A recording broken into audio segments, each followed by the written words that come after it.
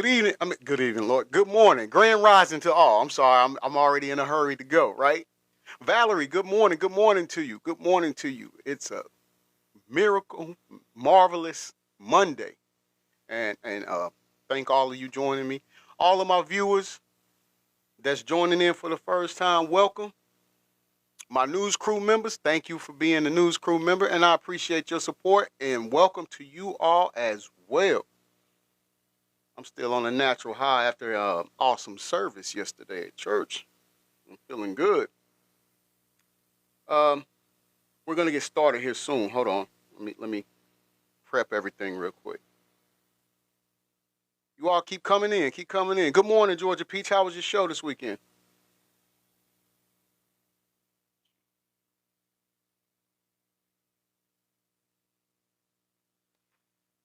All right. Okay.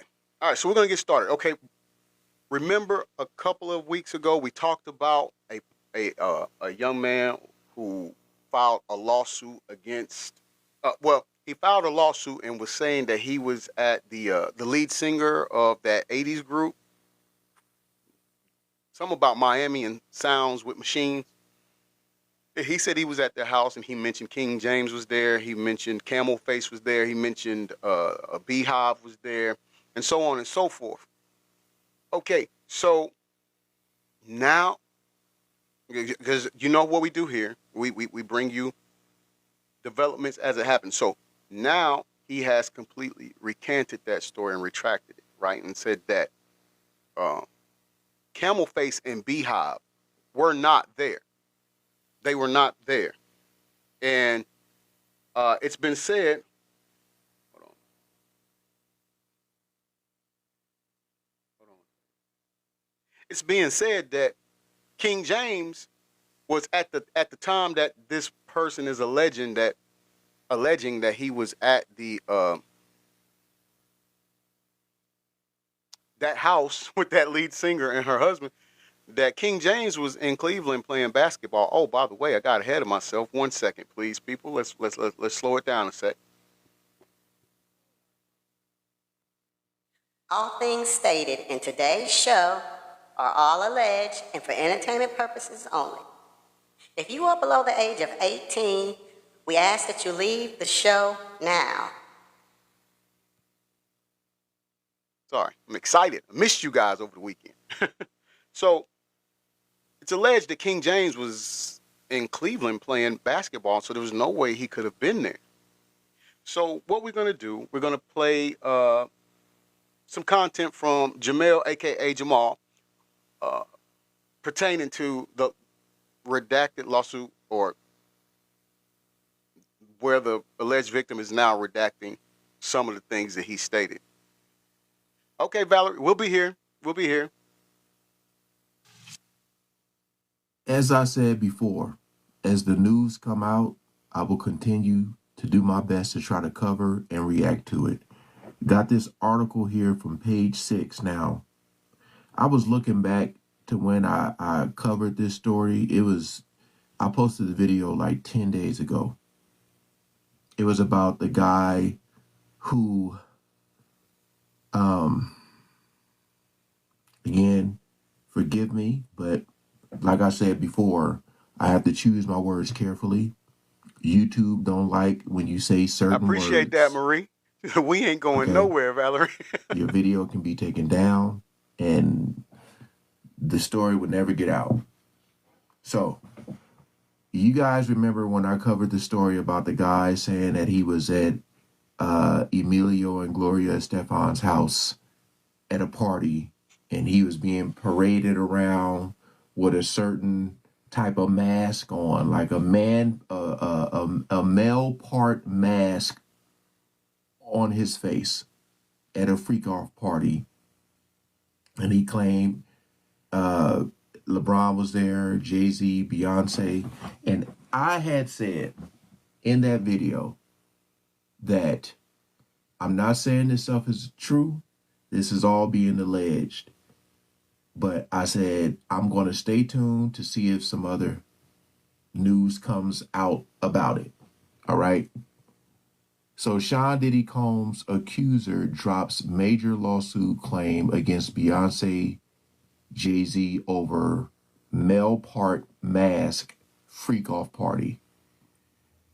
It says a man who sued Sean Diddy Combs for allegedly doing something to him in 2015 at a party while Jay-Z and Beyonce were present is now claiming the married couple was never actually there. Can you all hear the audio? Okay. Hey, good morning, Jacqueline. Welcome to hashtag. I'm gonna say it. Good marvelous Monday to you. Okay, you all can hear it good. Okay. I want to ask. We're gonna do a little interaction here. This is what. First of all, this is why we always say all things are alleged, because without us not being there and actually seeing it for ourselves, we can't accurately report it or bring it up and talk about it like that and say that it's facts because we didn't get a chance to see it. And so, but also in doing that, it allows us to go back and bring up latest development if the change or not, and not have like proverbial egg on our faces. But, and I'm not saying this happened. This is just merely a question for you all. Do you all think that this alleged victim, and again, we already speak when I say alleged about a victim, we've already covered that. I'm not diminishing them at all. But do you all think that the alleged victim, he could have just said that they're not there and recanted all of that due to maybe having some type of fear put up on him, or maybe he got paid to or to remove and say that certain people weren't there? Do you all think that that's commonplace? Do you all think that that could happen? Or do you just simply think he was lying? What do you think?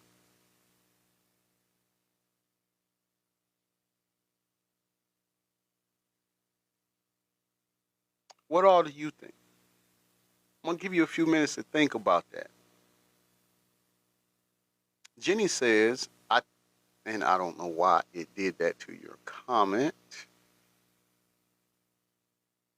Jenny says, I think it's standard practice nowadays for victims to be paid off. I think we have seen that happen quite a few times, haven't we? Good morning, Brown Sugar. Just Ann 86 says, well, they are powerful people. I love that. I love that. I love that. To both of you, I have to agree with that. We've seen that happen, right? We've seen these things come into play. All right? So, I'm not saying he's lying. I'm not saying he didn't lie. I'm just saying that there is a strong possibility or probability, either way you want to say it, that he was telling the truth, but had to recant it. Not saying that he is. We're just saying that wouldn't be far-fetched.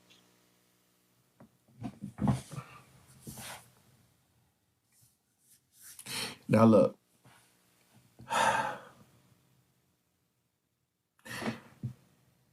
it's just crazy to me how there's starting to be a lot of backtracking, you know. I'm just saying, how do you say stories like this? I said, if these people are lying, which is going to be hard for us to really know because of the power that's involved and the money that's involved, allegedly, how easy it is to pay. Just saying, this is JAMEL, A.K.A. Jamal. He's a pretty good. I said pretty good. He's a very good podcaster on YouTube. Someone off. And again, I'm not saying that's happening. I'm just saying it's easy to do. So will we ever know the truth? At this point, You just gonna have to use your gut feeling, your spidey senses, and be like, you know what? I think where there's smoke, there's fire, and come up with your own opinions and assumptions, because it's starting to be a lot of backtracking. Uh, it says Joseph Manzaro filed an amended complaint in Florida Friday, obtained by Page Six, in which he has now removed Jay-Z and Beyonce's name from the legal documents altogether. Jenny says, I agree with him. We're The never going to accuser get the whole claimed in truth. his original Facts. complaint Facts filed on that, earlier this bestie. month that the Drunk in Love collaborators were among the famous partygoers who witnessed Combs do what he did to him and force him to wear a mask at a birthday party for the Hey, baby, good morning. for You his made it in the live. 7-year-old son, Christian. My oldest daughter's in here. Love that. Love seeing her face. However, Page Six has learned that Jay-Z and Beyonce's lawyers have been able to prove that neither Grammy winner was at the event at the time because they were nowhere near Miami. I want to pause it right there because my bestie brought up a good point. We will never know the whole truth because it can get tainted either way. Tainted in the fact of even if these people were guilty, they are in a position to hold to pay people or pay to have it finessed and finagled to fit their narrative and make them look innocent. Not saying that this is the case. They could very well be innocent. But we're saying on the other side of the coin, playing devil's advocate, because of everything that's going on, unfortunately, it's going to make it harder for the people who are really victims. It's going to make it harder for them.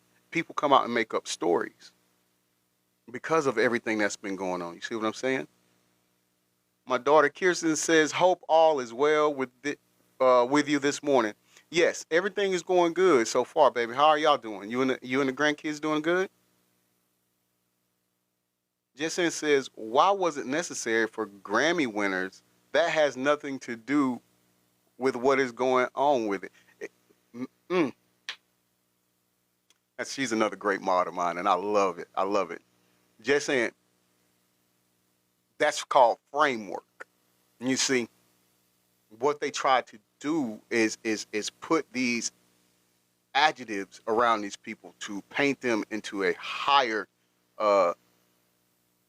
sense of being. Like, no, they're Grammy winners. They wouldn't do anything like that. They're so innocent. You know, it's just as it's another show that we've had talking about the Carmelo Anthony case out in Texas. By the way, free Carmelo Anthony still. Oh, and shout out to Whistleblower for Justice. But it's the same thing they done in that case where they're trying to take the parents of the young man who was unalive, one of the twin brothers. They're trying to take their family, their mom and dad, and paint them as this wholesome Christian family. Whereas, you know, and I posted the video a couple of days ago where now they're not even together. The mother left their father after he caught an SA charge when the kids were 4. The twin boys were 4 years old. Now, did he do something to the twin boys? I don't know. But the whole thing about it is, in the media, they're painting a narrative like this is a Christian-based, wholesome, functioning family. In reality, she don't really like the dad and left him after that happened. And you notice the media isn't bringing out the twins, one of the twin brothers that was unalive. Their dads. They're not bringing up his past. They're not bringing up his legal charges. But we saw in real time an LEO unalive George Floyd. And the media was quick to bring up George Floyd's history from way back in the day and trying to paint him to be a bad person. So this is called framework. And see, that's where we have to, when doing this, we have to detach the celebrityism. If I don't know if that's a word. Moderators, is that a word? If not, we just made it one. Sounds great. We have to detach celebrityism away from moralism and characterism. See what I'm saying? So yeah, you can say yeah, they're Grammy winners and they're this, that, and the third, but we got to be mindful. That doesn't mean that they don't make mistakes. They're still human. Jenny says the media is on the payroll and will paint a false narrative in order to spread misinformation.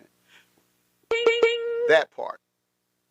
It's a word in an I'm gonna say it dictionary. Exactly. Yes, just saying. Put that. We storing that in a I'm gonna say it dictionary. It sounded great. It flows good with what we're talking about, right? Fits right in there. where it took place. A Washington Square News article places Jay-Z at a NYU appearance at the time, and shortly after, he and Beyonce went on a romantic trip to Hawaii. Page Six has reached out to Manzoro's lawyer for comment and the apparent error, but did not immediately hear back. We also contacted Jay-Z and Beyonce reps for comment. The legal victory in this latest win for the Empire State of Mind rapper, whose own lawsuit against him was recently dismissed, he is now suing that accuser and her lawyer for defamation and extortion after she allegedly retracted but then stood by her claims. Despite the Jay-Z and Beyonce's removal from Manzoro's lawsuit, however, there are other big stars that are still named in the complaint. I was going to say that because they did say Gloria, they said LeBron, they said Emilio. The accuser Oh, hold on. Now he didn't exclude those other people, right? So the only ones excluded have been Beehive and Camel Face. That's the only ones that he said wasn't there. He's saying now they weren't there. let me see.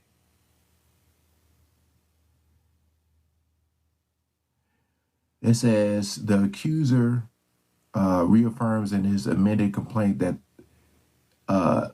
claimed that LeBron James, Gloria Estefan, and Emilio Estefan were present at the alleged 2015 freak-off party, and he had insisted in his initial filing. However, James rep previously told Page Six this is false and doesn't even merit a report or response. A basic internet search shows what LeBron was doing all of April 2015. He was playing basketball for the Cleveland Cavaliers and never in Miami. A rep for Gloria and Emilio also told us they strongly deny the allegations made Combs' legal team they strongly deny allegations made. Combs' legal team, meanwhile, added in response to Manzoro's allegation, this complaint demonstrates the depraved length of plaintiffs will trap. So basically, they're saying like this is what people will do to get a payday.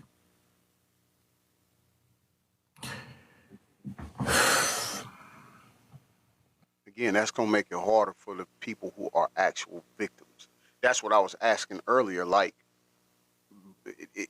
even okay, it doesn't matter even if this victim is recanting their names or saying that hey, they're not there after already saying it. It's gonna look it. It just makes it harder because now people are gonna say, see, well, you can't believe them, or people are just lying to get a bag, and things like that. So, but then there's actual victims who are telling the truth, but because things like this happen, their truth is going to fall by the wayside or fall upon deaf ears.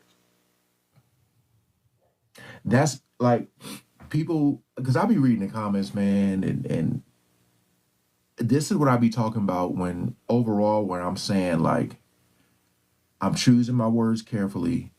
I'm making sure I'm saying allegedly, because you never know, but it would not shock me if this stuff is true. But at the end of the day, they still have to find a way to prove it, you know. And then if it starts to be like, you know what, they weren't there, it's like now, Hold on, just commercial. where do you go from here? Like, you mentioned these people, you mentioned their names, and now you're saying they're not there. It's going to be hard for people to believe you. Whether you're telling the truth or not, you what you're trying to do is to get people to believe this. And when you start to retract, it don't look good. And it also don't look good for others. So a lot of people who are out there that really have some stuff that's happening, and I'm not saying that this person doesn't, but when you start to retract, it looks really, really bad. And that's exactly what we was just talking about, right? Like it's sad because we already have murky waters that we have to tread through, even dealing with this, even hearing about it, right? When it first comes out in its original form. So, but then we have to go and we have to when you have somebody recant their story like this or certain parts of it, it just makes the water even murkier because it's like, okay, are you telling the truth now or were you telling the truth previously, or so which one do we go with? And then, like we were saying, when other people come forth and state what happened to them, well, now it's going to be hard to kind of take their word because you know other people have lied allegedly. Really bad. And then they'll start to sue you for bringing their name into it. That's what I'm talking about. I'm choosing my words carefully. I watch a lot of videos. A lot of videos I watch may be like a AI voice generated, but they're showing clips and talking about stories that I may not have known about. So I'm not watching these videos to be like, oh, everything in here is the truth. I'm watching it to inform myself, you know, because I'm saying to myself, how do I know what to look for if I don't even know what's being brought up? So if they say something Facts. like, oh, Jay-Z did this back in such and such, you know, and then someone shows it in a clip, I'm like, oh, this is what they were talking about, versus me just Googling what Jay-Z did in Thank you for the 1990. heart me talking Like, with where would I JoJo. even know where to Welcome to the start live, if I Bestie. don't have no You information on doing that? good this morning? So I watch a lot of videos and try to gather as much information I can to make my own uh um you know, final judgment or whatever. It's just crazy to me when you start to see a lot of people backtracking, and you're kind of like, are they backtracking because they scared, That or part. were they lying? That's where I'm at right now. That But again, I'm not here to convince you guys to believe everything you read. I'm just trying to inform myself and have this comment, like the conversation in the comments, so people, and then I look and I see like, huh, no, back in such and such, and then I can go search something. But comment below on what you guys think about. Okay. Okay. So once again, shout out to JAMEL, A.K.A. Jamal. for the wonderful content, and just for laying it out for us. And putting it to in a certain way or context that we can all understand where we come from, because that's really what we're all doing as content creators, as covering this matter as it goes. See what I'm saying? Hey, good morning, Rose. Thank you for that heart meet love. I appreciate it. Thank you so much. How are you doing today? My man's Locke, what's going on with you, brother? Grand rising to you. Peace and blessings to you as well. So, this next segment of the show, is kind of, I'm not going to lie to you, it's personal to me. As you know, Notorious B.I.G. is my favorite rapper, right? And so, in covering this Puffy Jacket ongoing situation, uh, and hearing the claims that he, allegedly had a hand in uh, the unaliving of Notorious B.I.G. Um, that bothers me. That bothers me with him. Like he's so. Let me come back. Let me get my feelings involved. So let me hold on. So this next segment, we're gonna go over, or we're gonna listen to some audio and shout out the source CRED for this segment of hashtag. I'm gonna say it is the Art of Dialogue. Shout out to Chopper, Lisa Lee. Thank you for that heart me. I appreciate that. Good morning to you, love. It's to the Art of Dialogue, and shout out to Chopper too, because Chopper speaking on some things that he knows about, and oh yes, talking with JoJo. I forgot. Yes, we can do that. We can do that. Look, I got two more segments. This one and then one more, and then we can definitely do that. Most definitely, bestie. He's gonna. This could be a reason as to talking with JoJo. So whenever you're ready, honey, I'm here. Okay, perfect. I'll try to get through it so we can, in a timely manner, so we can definitely cover that. Um, this could be a reason as to why he was part of that or did orchestrate that for happening. So without further ado, I won't hold you no longer. Let's get to it.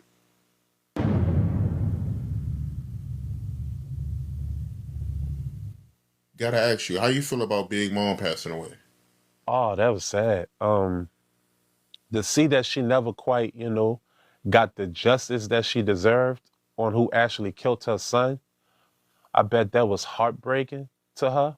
I feel like, Yeah, Jenny, he's raw, man. He gives it I straight feel up. like I know Diddy ain't No really do chasing. nothing to help the situation either, because she never really quite got the money she deserved from Biggie estate. And I don't know, bro. I just feel like Diddy just did everybody dirty, including Biggie Mama. And rest in peace to Miss Wallace. And I feel like she passed with a broken heart. Well, she transitioned with a broken heart by not knowing that her baby boy, not knowing who her baby boy killer was. I know We that's love TikTok heartbreaking, Shop. and that's how I feel about it. I feel like she was heartbroken. And rest in peace to Miss Wallace. And it's just another icing on the cake of why Diddy is getting this karma right now. Truthfully, another icing on the cake. Rest in peace to Miss Wallace. I know a lot of people that feel that same way, but why do you feel like Diddy did her wrong? Because contract wise, I know this for sure from the insight at Bad Boy. I know one thing that Biggie tried to We do. sure And did, mind Jenny. you, Biggie was We sure way before did. me. When he passed, I was like We 11. sure did. But being at Bad Boy for the time I was there, rumors used to go around. Of course, people had they likes and don't likes about Diddy, working with Diddy. And I used to hear rumors of within the contract of Biggie wanting to go solo, that Diddy didn't like it. Diddy didn't like that Biggie wanted to have his own label and do his own thing. You know, I think Biggie felt like he had his run with Diddy, and he wanted to do his own thing. And this is facts, from what I heard. I heard that he did the contract of being released from the last album, and when the LA situation happened, to just my opinion, I heard that it was all kind of like a setup. Truthfully, I heard it was a.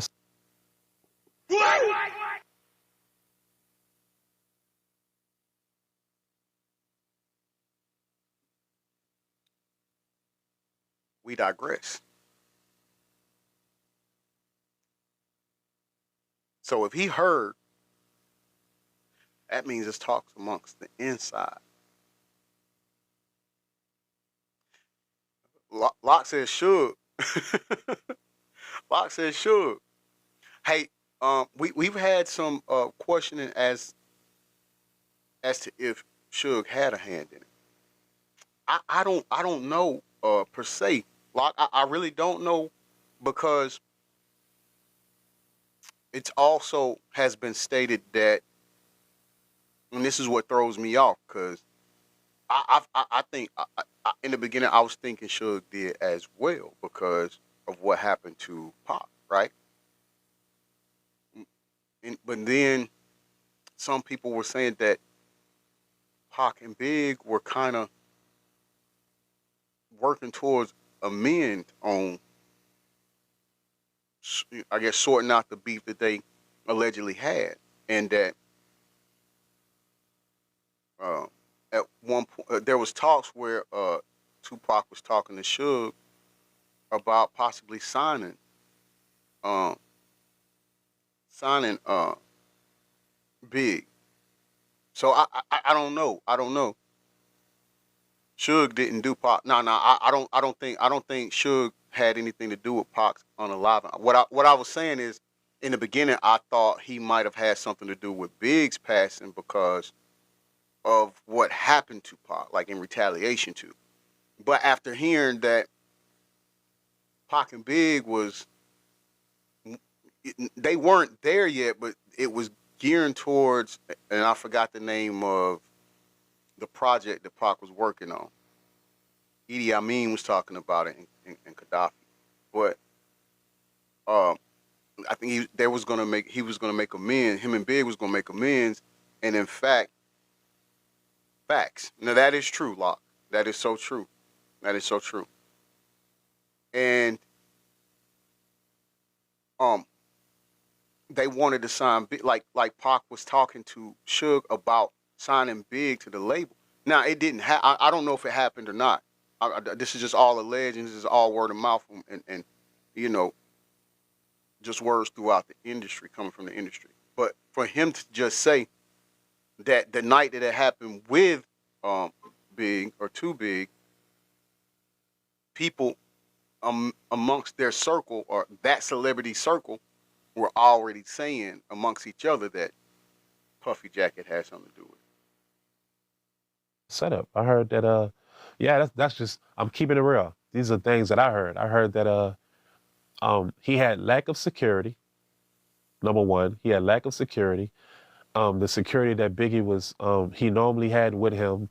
Hold on, and to your point, Locke, to your point, because um according to Gene Deal, who we know is Puffy Jacket's bodyguard, the man was actually coming to get Puffy, but he intercepted it. He got in the way. You see what I'm saying? So I can't see that the beef was real. You talking about with Puffy Jacket and Suge? Because I've said before in my show, I honestly feel like the East Coast West Coast beef started here in our city, fam. At that same incident you talking about. No, not with Wolf. I'm sorry. I'm talking about when what's his name? Big Jake. Big Jake got unalive here in Atlanta. Cause Big Jake was Suge's right hand man, right? Or his boy. And so I think that to me, I think that initially started it. I really don't think that Big. Oh, that's who you was talking about? Yeah. Okay, so yeah, we on the same level of understanding. Yeah. Lock, I agree, man. I agree for wholeheartedly on that. I don't even think the East Coast West Coast beef really had anything to do with Pac and Big. That was just, once again, as we mentioned before, that was just the framework of it. But it was really a strong dislike between Suge and Puffy Jacket. They wasn't there. I don't know, bro. It just felt like it was a setup. But I know one thing: within the contract of the release, once Biggie passed, Diddy recounted the contract and got all his royalties and publishing and everything. Diddy got all of it once he died. Diddy and gave his mama a little bit of nothing. That is facts. That is what I heard, and that is facts. Big old facts. Look, Diddy's in a situation right now, and I just don't think that Okay, no, Lock things said Wolf just did it. I happen to you. It confused that happens with for Wolf you. getting smoked. Yeah, Why it's is okay. everything I crashing follow down along on with you. Diddy? It's a reason why. Jenny says I didn't, but Puffy Jacket used it to sell records. Oh yeah, absolutely. Puss Lover going out there. He knew what he man, listen. That's that arrogance. That's that arrogance and thinking, when you have that backing that he got or had. I don't know if he still got it now. Jason said he said Puffy Jacket is in a situation. Yeah, absolutely. But and you all want to know something that is absolutely mind blowing, and I didn't know it at the time when we went out to L.A. But I went to the actual intersection to where Big was unalive. I had to. I told you that's my favorite rapper, man. I had to. I don't know. I'm weird like that. Like even when my cousin who was unalive by her boyfriend, we had to go there, and I had to go to the actual site of where her life was taken because I don't know. I just feel that. I feel it. So I just needed to. But while we was there, outside of the Peterson Museum, Automotive Museum, I had no idea while we're on Wilshire that um the Row Records, we're gonna say the Row because we don't want to, do nothing like that. Right, just saying I needed to feel the energy. I needed that. Like, right, you feel me? So like I had no idea that the Row Records offices was only down the street from the intersection on Wilshire. I didn't know that. And it's just all how it all come together and things that, it's just two lives that didn't need to be taken. It's because you're just a dirty fucking person. Not just dirty, you're selfish. You only look out for you and yours, and it's every last one of us and our family, but it's all gravy with you and yours. So that's why when the justice situation and all that, he even responded, oh, Chop, man.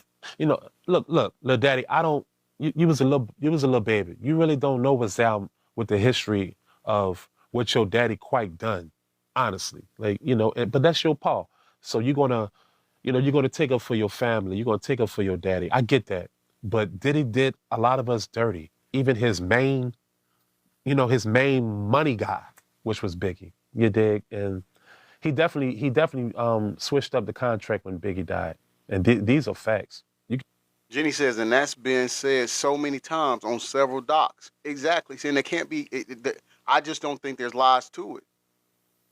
Jenny says, as well as industry people and artists too. Right, right. Locke says, Puffy Jacket really could have played a part in that pop stuff, but it might have happened anyway. Quite possibly. Quite possibly. But I do say that I try to. It takes me when it comes to Pac. I'm talking about Pac. It takes me back to. I think it was Big Gene that talked about it, but Puffy Jacket had a unhealthy fascination or obsession with Pac, and we, hmm, boy, TikTok make it hard to just, cause We hashtag I'm gonna say it. We just want to say it and get to the point. But yes, Jenny. Jenny says it takes me back to Quad Studio. Yes, yes. Now let's slow down a little bit. Talking with JoJo Bessie, I got you. I got you. I got you, love. Um, let's just kind of put this in steps or in layers. You have Kim Porter's memoirs, however you pronounce that word, words in her book, allegedly, stating that Puffy Jacket wanted to be intimate with Pac, and Pac wasn't going for it. Pac didn't get down like that. You have, it's been stated, Andre Harrell. Thank you for that, April. I appreciate that, talking with JoJo. Thank you. Talking with JoJo. I'm sorry, love. Not you. Not you. You're innocent. You're completely innocent. Not you. You have where Andre Harrell at one point was trying to make a move on Pac as well. And of course, like we said, he don't go for that. Then you already factor in the issue he was having with Jimmy Henchman, right? So you take all that, and then they're all three at the studio when that happens to Pac. Let's go a little. Even when it comes to dating, Gene Deal has stated that Puffy Jacket had this thing where if Pac dated a female and they broke up, Puffy Jacket had to date that same girl, which is, to me, is just, anyways, right? So I think this establishes an unhealthy pattern of obsession with a man, right? And so let's go. I think that's why he had a part into that too, because and Pac's unallowed him because Pac was already pretty much on any rapper, and I say that loosely when it comes to Puffy Jacket because he can't rap, but he was already he didn't like guys like that. He was exposing them. I mean, even if when you listen to California Love, I mean, no, Live and Die in L.A. I'm sorry. He, at the end of the song, Pac states it's California Love Part 2 without G.A.Y. Dre. Like, but you got to understand that statement because it was Pac that went to Suge and told him that Dre was G.A.Y. You got to understand, Pac had already checked Dre on that stuff, allegedly. We're going to say allegedly because that's what we got to do. Because they were supposed to do a show together, a TV show together, an interview. And Pac said, I'm not going on there with him because he's that way. All right, so let's go to levels now. So then now, that's why I believe Pac did have something to do with both of them. I think he did. That's just my belief. Even so, let's go with the big narrative. Let's go with the big narrative. If he has this obsession with Pac, not Big, talking about Puffy Jack, had this obsession with Pac,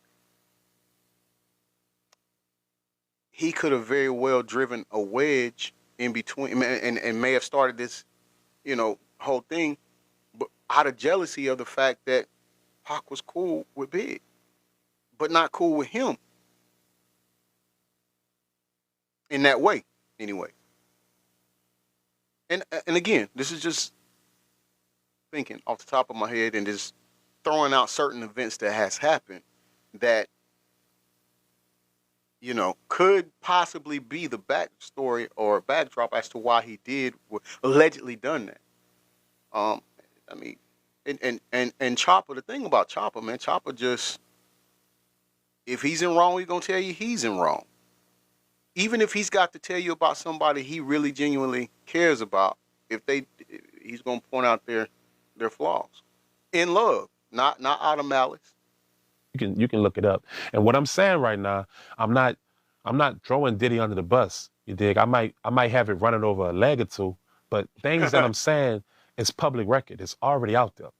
So all I'm doing is keeping it real. You dig? Because I was there and I experienced these things that was said, things that I've heard, So on this art of dialogue right here, everything I'm saying, is actual factual, coming from me, you dig? And I'm not, I'm unbiased, but that is definitely what I heard about the Biggie situation. That Diddy wanted to get out of the contract. Right after that, the LA situation happened. Biggie dies. Within him dying, Diddy G-mixed the contract and made everything come to him from that last album that he had. Yep, big old facts. Big old facts. Yes, Miss Wallace died of a broken heart, and she also died with feeling a way about Diddy. Period. And that's how I feel. She passed broken hearted, shattered hearted. Period. And if I was, God rest her soul, but if I was his mom, I would have felt the same way, because Biggie devoted himself to Bad Boy, and Biggie loved Diddy, and Diddy still did him dirty. So I guess we all as artists, Yes, being yes, under and it's Bad so Boy sad. should have knew that was coming if he did that to, the money man, which is Biggie. Rest in peace. It's my opinion. Okay, okay, so that's that one. That's that one. And before we even go any further, let's say rest in peace to Ms. Wallace. If there's any comfort in any of this, it's in knowing that she's finally reunited with her son. Um, hmm. But at the end of the day, given the things that we've seen, um, some of the we've seen, but they're not just. We're not going to even bring up the things that we've heard because that may not have been true. But the things that we've seen, um, are we surprised if it comes to be that Puffy Jacket did orchestrate or redo the contract so he could get all the money? Because I mean, we've seen some selfish tendencies like that of him on more than one occasion, right? Locke says, just like Tupac's mother, I believe that they hear the truth from the streets. And that's and Locke. Usually, that's where the truth comes from. I mean, don't get me wrong. We there's a lot of rumors in the streets, but you gonna get the truth from somebody. It may be 2 out of 10 people, but the truth pretty much lies in the streets with the people that got nothing to lose, they got no dog in the fight or anything like that. Jenny says, but it's just like Clive Davis and how he treated his artists. Yeah, it's learned behavior. I mean, and I think that's where Puffy Jacket gets it from. I'm not in no disagreement with that at all. And something that bothers me even more though is the fact that he had the whole song come out after Big passed away with him and Faye singing on it. I'll be missing you, and that was supposed to be dedicated to Big, and to know that you did all of that, and allegedly you was part of his unaliving. It's just sickening. To hear him say, "Well, I named my son Christian after my best friend, Notorious B.I.G, who's Christopher, and so I named him Christian." And then, but you have allegedly had a hand in this man's passing. That's just sickening. That's just sickening. All right, let's get to the third segment of the show. Let's get to the third segment of the show. Um, this source cred goes out to Tisa Tales, and I was gonna bring this. I was gonna present this on a previous show, but we had started talking about uh, Carmelo Anthony, and um, things got a little heated as far as the debate on live, and I just cut it short. I didn't want to go any further. Just saying, says I wonder how many people were actually involved. I do too, and I tell you, just saying, what makes me question, I have that same question is because there's people who was notorious B.I.G's people, boys from the neighborhood, and if it weren't for him, they wouldn't have even gotten in the position they were in.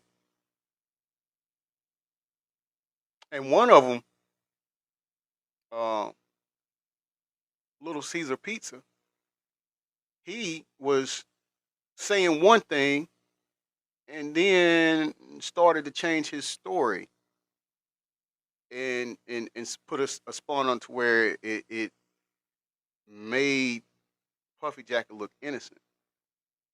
But how can you do that?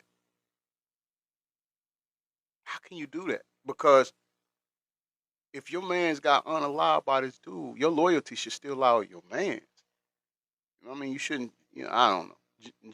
Just saying says the girl from the block was supposedly, um, I heard that they saying that the wife, Notorious B.I.G's ex-wife or whatever, uh, who was a singer as well, had something to do with it. When it comes to the little girl, the little what's her name? I'm a Big Mama. I'm gonna call it Big Mama thing, Big Mama, whatever. That she Puffy Jacket didn't even help her. He didn't even help her when she was locked up. You know, she's the original Queen Bee. Let's put it like that. Notorious K.I.M. How about that? He didn't even help her when she was going through her thing. Um,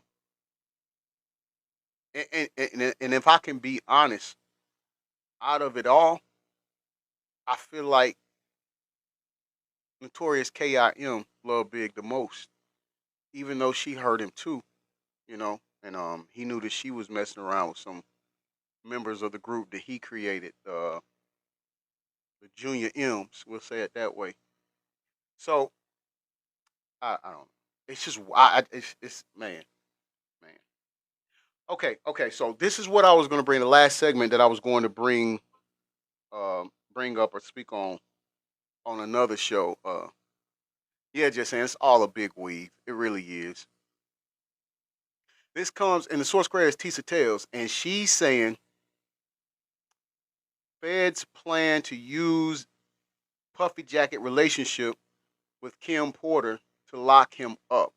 Puffy Jacket wants evidence suppressed.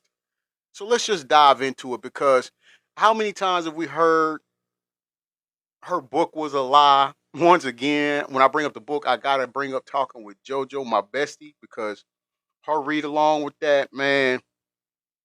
It's just some things that was said in there that I believed it. I believed it. I just believed it. Like, you know, and but yeah, let's just dive into it. Let's see what I haven't seen it, so I can't tell you anything. But let's just dive into it and see what we get.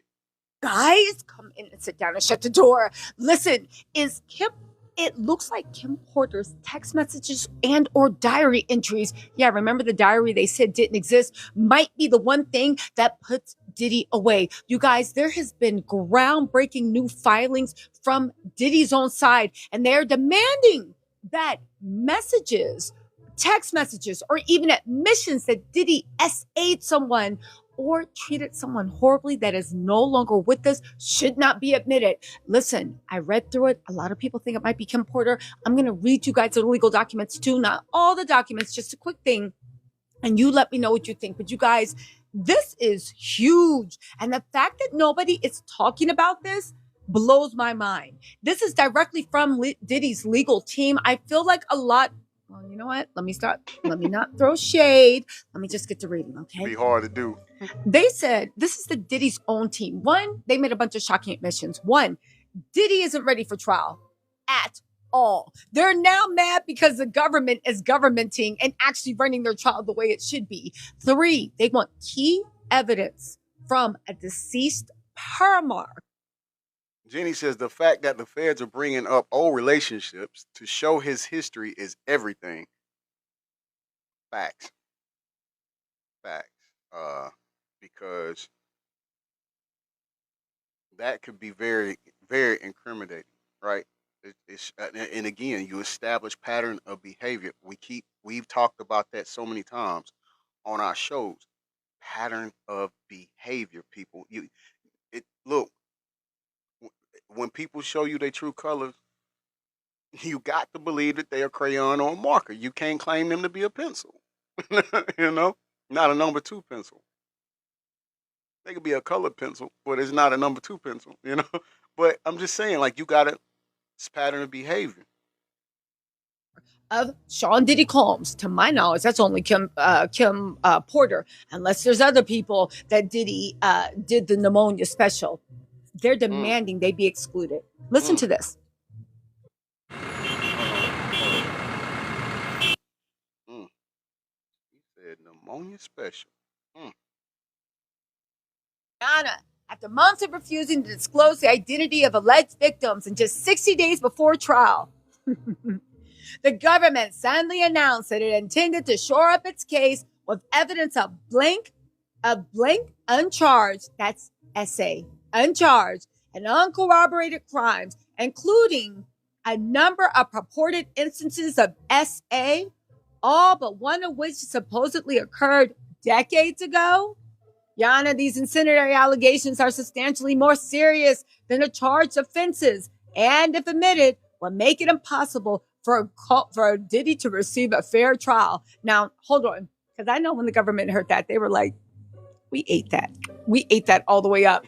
Second of all, Diddy, you are charged with RICO and SMEX trafficking, and I believe running a criminal organization that did wire and bank transfers. What could be more serious than that, mofo? Granted, SA is very serious, but baby, it is not more serious than SMEX trafficking and RICO. I guarantee you that. So Diddy, what are you talking about? After months, first of all, Diddy's team, y'all the mofos that demand that the trial happen on May 5th. Lots of people said y'all weren't prepared. A lot of people told y'all to stop. Y'all was like, we know what we're doing. And now that it's a few weeks, but 60 days before trial, you guys are like, Never mind that you guys already agreed in a pre-trial conference that the trial would move forward. And the government kept saying, are you sure you don't want to wait? I mean, really sure? And y'all was like, what you mean? Yeah, we sure. Hey, I think, and it might have been you. It might have been you, Jenny. But it was one of my news crew members. I can't remember, but they said it might have been you. Jenny says he asked for his speedy trial, right? And I think it was you that said it.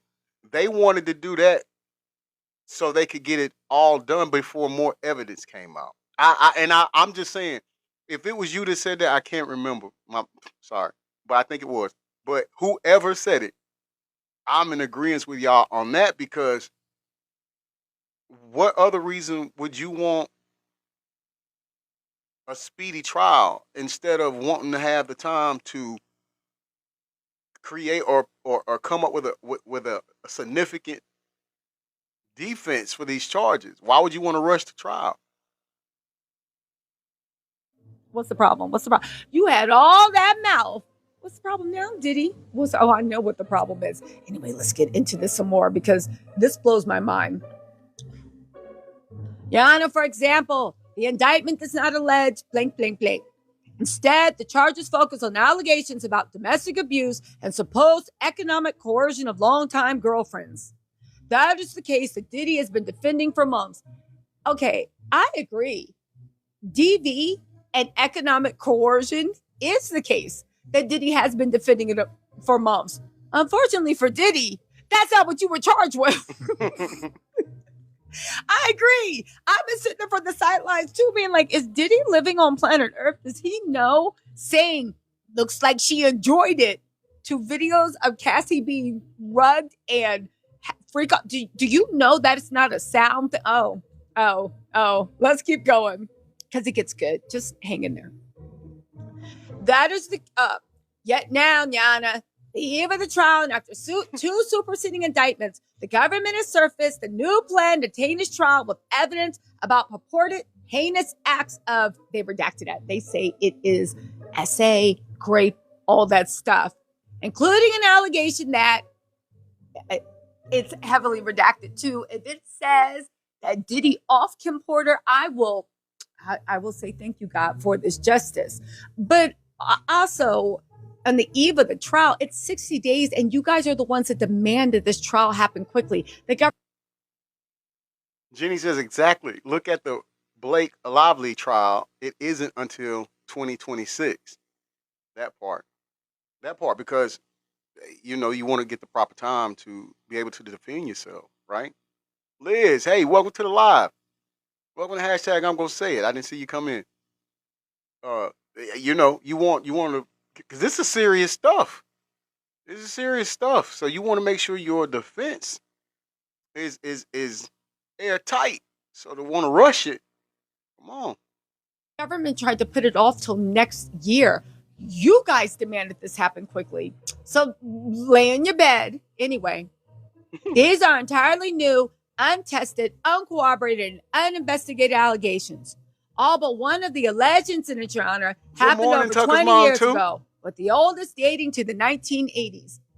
So basically, just to catch you guys up, it looks like the government is like, listen, we're not going to sue you for SA, but the people you did SA that are alive and the journal entries and text messages of the people that are not with us anymore, we're going to put that in stand because we're showing it is your MO. It is your pattern of behavior. Again, see, let's get into this. Keep that in mind because it's very, very important.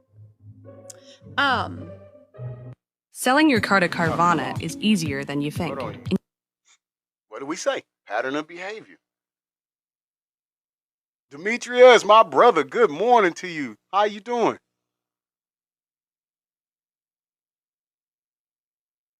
Some of the allegations, Your Honor, some of the allegations are demonstrably false, but would nonetheless require an enormous amount of trial time to disprove.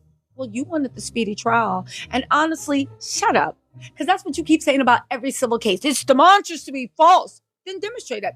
If it is demonstrably false, Mark Agnifilio, then you have no problem with them bringing it out. That's actually going to play out for you if they bring up lies and you can disprove it in court, right?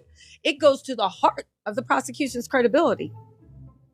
But they would require an enormous amount of trial time to disprove, but you wanted a speedy trial. And they can't be both. If they're demonstrably false, then why don't you just prove they're false? It's going to take a lot of time. A lot of time to what? Disprove the truth? Anyway, right? Yana, some are truly unknown to the defense, and the government's disclosure has been utterly threadbare so far. So let me get this straight, Mark Agnifilio. You want the government to find the witnesses, give them the identity, give their testimony to you before they even get on the stand.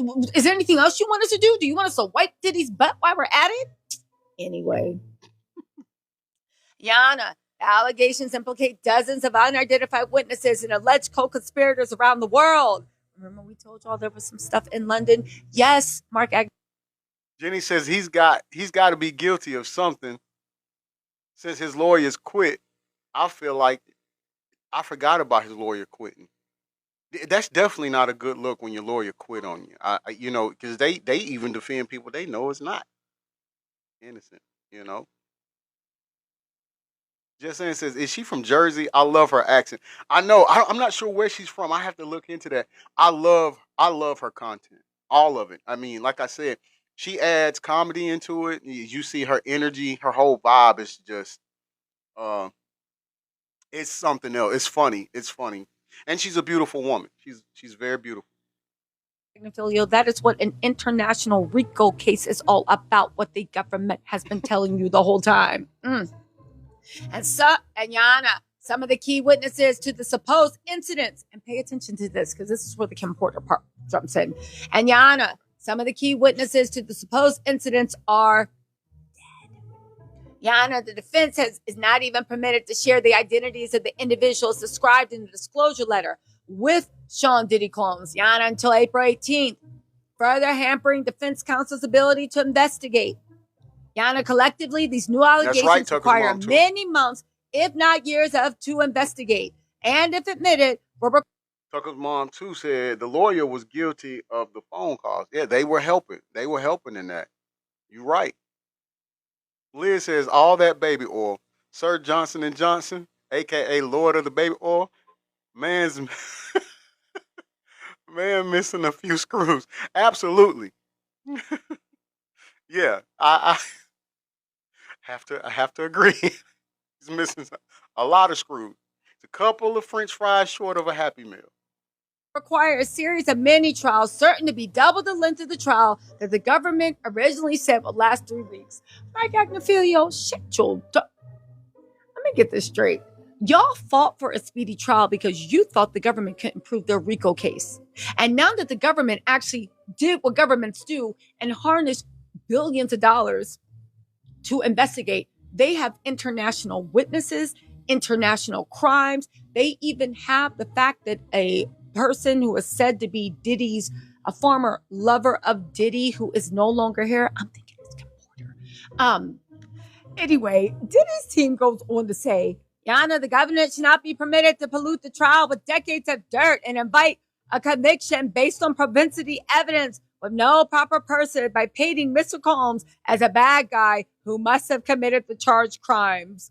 Yeah, you guys, does City think we're stupid? Yes, I know we all watch too many fake court TV shows, but that's exactly what a trial is. Again, they're not trying to convict you for SA. They are trying to show that you treat all women and men, The way including just saying past said the way girlfriends she's who are not mocking them is alive, iconic. you Yes, treat them all the absolutely. same. And this shows that it wasn't a mistake. Comedy. It shows it wasn't one off. It shows, oh, well, she liked it. It shows that you are the monster you are. And the fact, you guys, that Diddy is sitting here crying and screaming and yelling and carrying on and acting a fool because the trial he bragged about, the trial he boasted, the trial he turned to the government and said, I don't care, you better be ready May 5th because I'm going to be the trial you did all that carrying on for. Like Anthony Rico showed us, you are woefully unprepared, grossly outmatched. The fact that you are now trying to say it's going to take too much time, evidence, and money to research things when you were just bragging about being worth 50 million and the money ain't stopping you.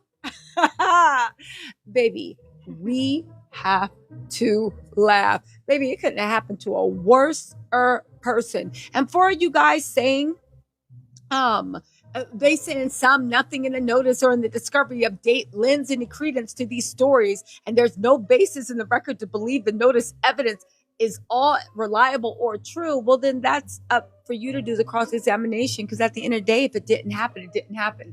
I will say this again. This rule 14.413B or whatever they're citing about this has nothing to do with the case. Maybe they are trying to show your modus operandi. That's it. And whether you call it sex trafficking or not, whether you call it rape or not, whether you call it a crime or not, this is the way you treat everybody. And that's what they're going to testify. And all the jury has to do is decide did he treat all these women the same way? Because if he did, well, baby, this goes to Diddy and all of Diddy's supporters. Whether you believe it's a crime or not, it is. And you will be held accountable. Listen, thoughts and prayers to Diddy. Let's actually see if this trial actually starts May. It was the 5th. They moved it to the 12th. Let's see if it even starts in May. Because if it does, Diddy will be spending the rest of his life in jail. My prediction, in 3 weeks or less. But I have a feeling that man's going to wise up and move the trial. Anyway, y'all, let me know what you think in the comments. I'll talk to y'all later. Okay. So once again, people, we want to say All things stated in the show is alleged. so. It's just alleged. This is allegedly, right? This is all alleged. We're not saying it's true or not. But Liz said, if it looks like a duck, quack like a duck, guess what? It's a Diddy. Yeah, yeah. I guess you nailed that, because once again, people, what we talked about, a pattern of behavior. I said that before we even played the video. She just said the same thing. You got to understand, regardless of what is said, regardless of how people feel, his supporters feel about him. Um, at the end of the day, if the prosecution team can establish a pattern of behavior and present this to the jury, it's going to be lights out. It's going to be lights out. Again, all things are alleged. And I'm not passing judgment. He's got to have his day in court. We say that before. We've said it before on our shows. We continuously say it. He's due his day in court. But how dare we not sit here and recognize the fact that if these things come to light and are true, it's going to be an uphill battle for him. And it's an uphill battle with him wearing skates. You know? Tucker's mom, too, says, I bet his pockets aren't deep now. I doubt that, seriously. After everything he's got to face now, and I hope they do. DJ Zay, what's going on with you, brother? Glad you made it in here. With everything that's going on, I hope it. I want the trial to start May 5th. May 12th. It was May 5th. They moved it to May 12th. I want it to start on time because it's time that we get into what's really going on here. One way or the other. We just need to get this dealt with, you know. But didn't we say previously that we wouldn't be surprised if it didn't happen on time because things kept coming out? And as we see, we're less than 60 days away and things are still coming out. So I don't know. Tucker's mom, too, says, you still taking us on a road trip to watch this live. Absolutely. The day that it happens, the day when we finally get confirmation that this trial is going to go down on a specific day, I don't care if I'm going to, I don't know where I'm going to go, but I'm going to be at some restaurant going live.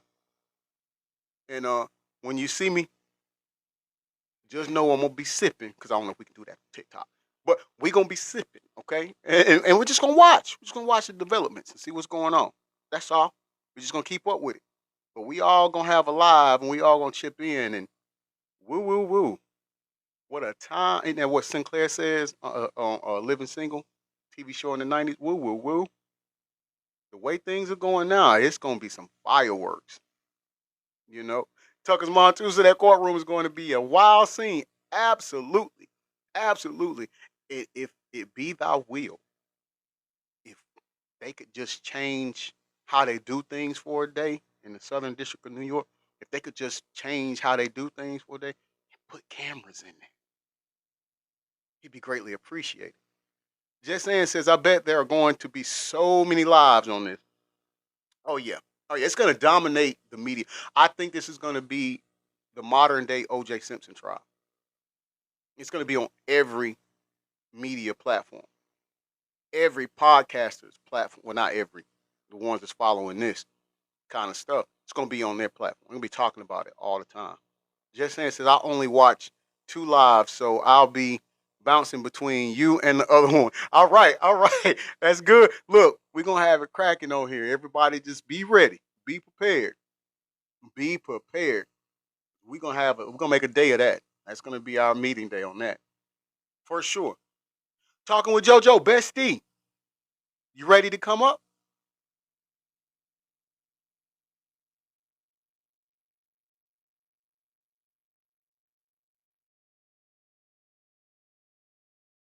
That's my bestie. That's my bestie. That's my bestie. Hi. Hey, that's my bestie. How you doing? How you doing, bestie? I'm doing awesome. Awesome. I'm sorry I took so long. No, you brought some really good information today when it comes to our friend Mr. Puff. Yeah. I'm actually I'm doing a live tonight, but mine's going to be a little bit different than yours. I'm going into more of the legal stuff and the expert witnesses that the prosecution's going to bring in. So I thought that was really, really cool that you brought up the other part of it, because I'm like, oh, cool, he's saving me some work tonight. That's for sure. Well, do me this, bestie. Can you let everybody know what time your your broadcast is gonna happen? Absolutely. I am on 8 p.m. Eastern Standard Time. Make sure you all go and follow her so you don't miss it. I know I'm gonna be there for sure. I'm gonna be in there for sure. 8 Oh, o'clock. thank you, Mr. B. I appreciate you, honey. I So, appreciate you. So yeah, let's proceed to the Cupcake Chronicle. oh, the Cupcake Chronicles. Explain to the viewers what that pertains to.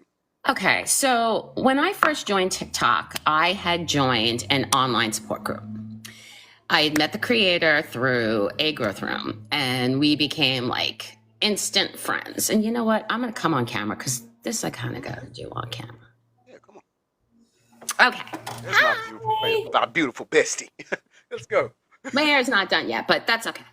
Yeah. Okay, so when I met this creator, we were in a growth room together, and we immediately hit it off. She was originally from where I am from, but had moved to another state, and we just hit it off. We became like fast friends, even to the point of where like we had each other's phone numbers. She had come here she used to live here, so she came down here one day for another reason. We met for coffee. I met her in person, and I really thought she was great. Until around July. This started about, I guess, end of February, early March last year. Around July was when I started to notice a real change. And this was around the time I had also belonged to an anti-bully initiative. And the founder of that initiative suddenly passed last July. So when she passed, I had gone in for support in that room. I had had a couple glasses of wine at the bar. I was, grape juice, I should say. I was away for work, and I have weight loss surgery. So 2 glasses of grape juice for me is like you downing a bottle of scotch. So, I had been a little tipsy, and I went in crying. I got berated. She called me the next day and berated me, all because I was looking for support. So, it was crazy. Oh my God, Liz! Sorry. Yeah, that was beautiful. Does that for me. Love you, Liz. You didn't have to do that, honey. So she called me, she berated me, and had said that I had asked her during the live to take over this whole anti-bully movement. Now, I don't remember this, but I did have 2 glasses of grape juice. So I was like, all right, maybe I said it and I just don't remember it. Mm-hmm. And then from there, things started to get weird. Like, she would ask you to start blocking people for her. And that started towards the beginning. We were doing that from April or May, or troll lives and send her information on people she was having problems with, or people that had come into the support group and then turned against her afterwards. And I found myself doing that a lot for her as a friend, thinking I'm being a friend, and blocking a lot of people. So I started to, after the creator of the anti-bully group passed away, and then what happened that night, I started to kind of wean myself out. I really wasn't going live much myself at that point, because I didn't have the confidence to. I was so new to TikTok. I didn't even know you could go live on TikTok until I came to. I had no clue. So I decided I was going to start going live. So I joined a media agency. I started going live. We had it worked out where I would go live around her schedule. This is how into this I was. I would go live around her schedule. So I was supposed to be 7 to 8 p.m. and then she was supposed to be 8 to 10 p.m. And, I would do it like once or twice a week, not as much as her, maybe 3 nights a week. Then she started going live in between me. Like, I would be on at 7, she'd go on at 6:30. And I was like, why are you even doing that? I'm supposed to be on at 7.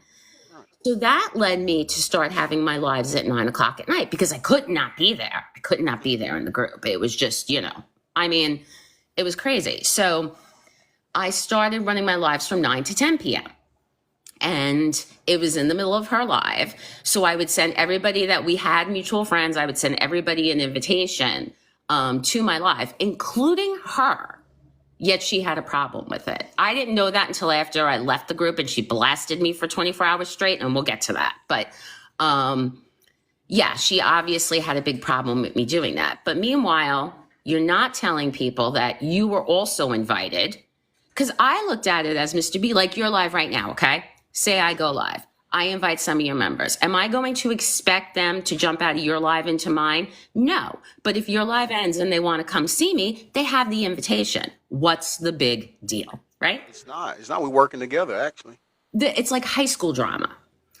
So, you know, I start really blocking some people for her that pissed her off, really, not me. And some of them had some serious, significant mental health issues. So in doing that, I was unknowingly causing trauma to these people.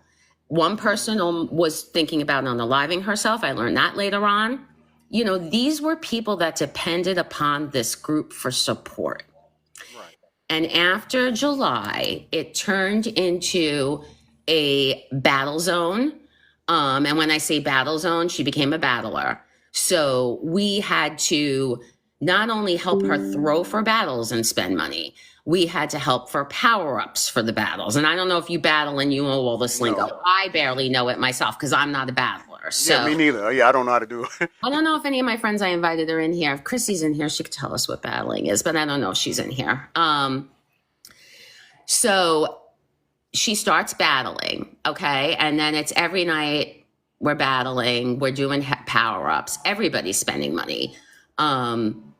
And then if you had a power up, you were expected to be at that battle that night. So there was one time where I was at a wedding and I had to run out of the wedding because I had a glove because she expected me there. So I'm literally in the parking lot like this. The loyalty you had to her, man. It was crazy. It was unnecessary and it was crazy. And it was really stupid on my part. I will admit I was in, you know, when I joined that group, I had been out on disability from work. My blood pressure had gone up. I suffer from chronic fatigue syndrome. I do a lot of traveling for my full-time job. I know I've told you that. And I had just gotten to the point where after 5 years of living through the pandemic and all of those things and having to perform so many extra responsibilities, I just got sick. But And hold I on, needed Bessie. rest. You made a comment, but I wanted to tell you, no, that's not what it is. You were just unappreciated. Okay, you wasn't crazy for her. You was unappreciated by I her. really thought I was crazy, but thank you. You wasn't. I'm sorry. You can continue. I love this lady. I love you too, Mr. B. That's why I said I have to put my face on. I'm going to see Mr. B today. So, I love you. so after that, when I started going live, I started weaning myself out really around September-ish. You know, I had sent her for her birthday stuff off her Amazon wish list. She did come into a battle and throw for me when I battled once or twice, but didn't definitely didn't spend what I was spending on her. She promised me a photo portrait that I could pick out myself. I never got that. And then I heard other people, she would have like these weekly giveaways where she'd give away paintings she made and things like that. And I heard some other people after I left the group hadn't gotten their stuff either. So I was like, whatever. So around mid-October, one of our members went in for a psychiatric hospitalization. He had tried to unalive himself. And this had been a friend of hers for a really, really long time. I'm talking like almost like 20 years. And because he didn't call her when he was in the hospital. Now, when you're in a psychiatric hospital, you don't have access to your cell phone. They take it. Right. So he only had a couple of numbers memorized, and one of them was another group member that wasn't me. I mean, you know, that he would call every day because it was the number he knew in his head. Mhm. And she had called me after he got out and told me I needed to block him. And he was somebody I kind of talked to here and there on the sly. And, you know, we were friends, and I really started I said, why do I need to block him? Right. Well, he lied about his hospitalization. And I said, okay, maybe he doesn't want to tell you. Okay, why do I have to? I still don't understand why I have to block him.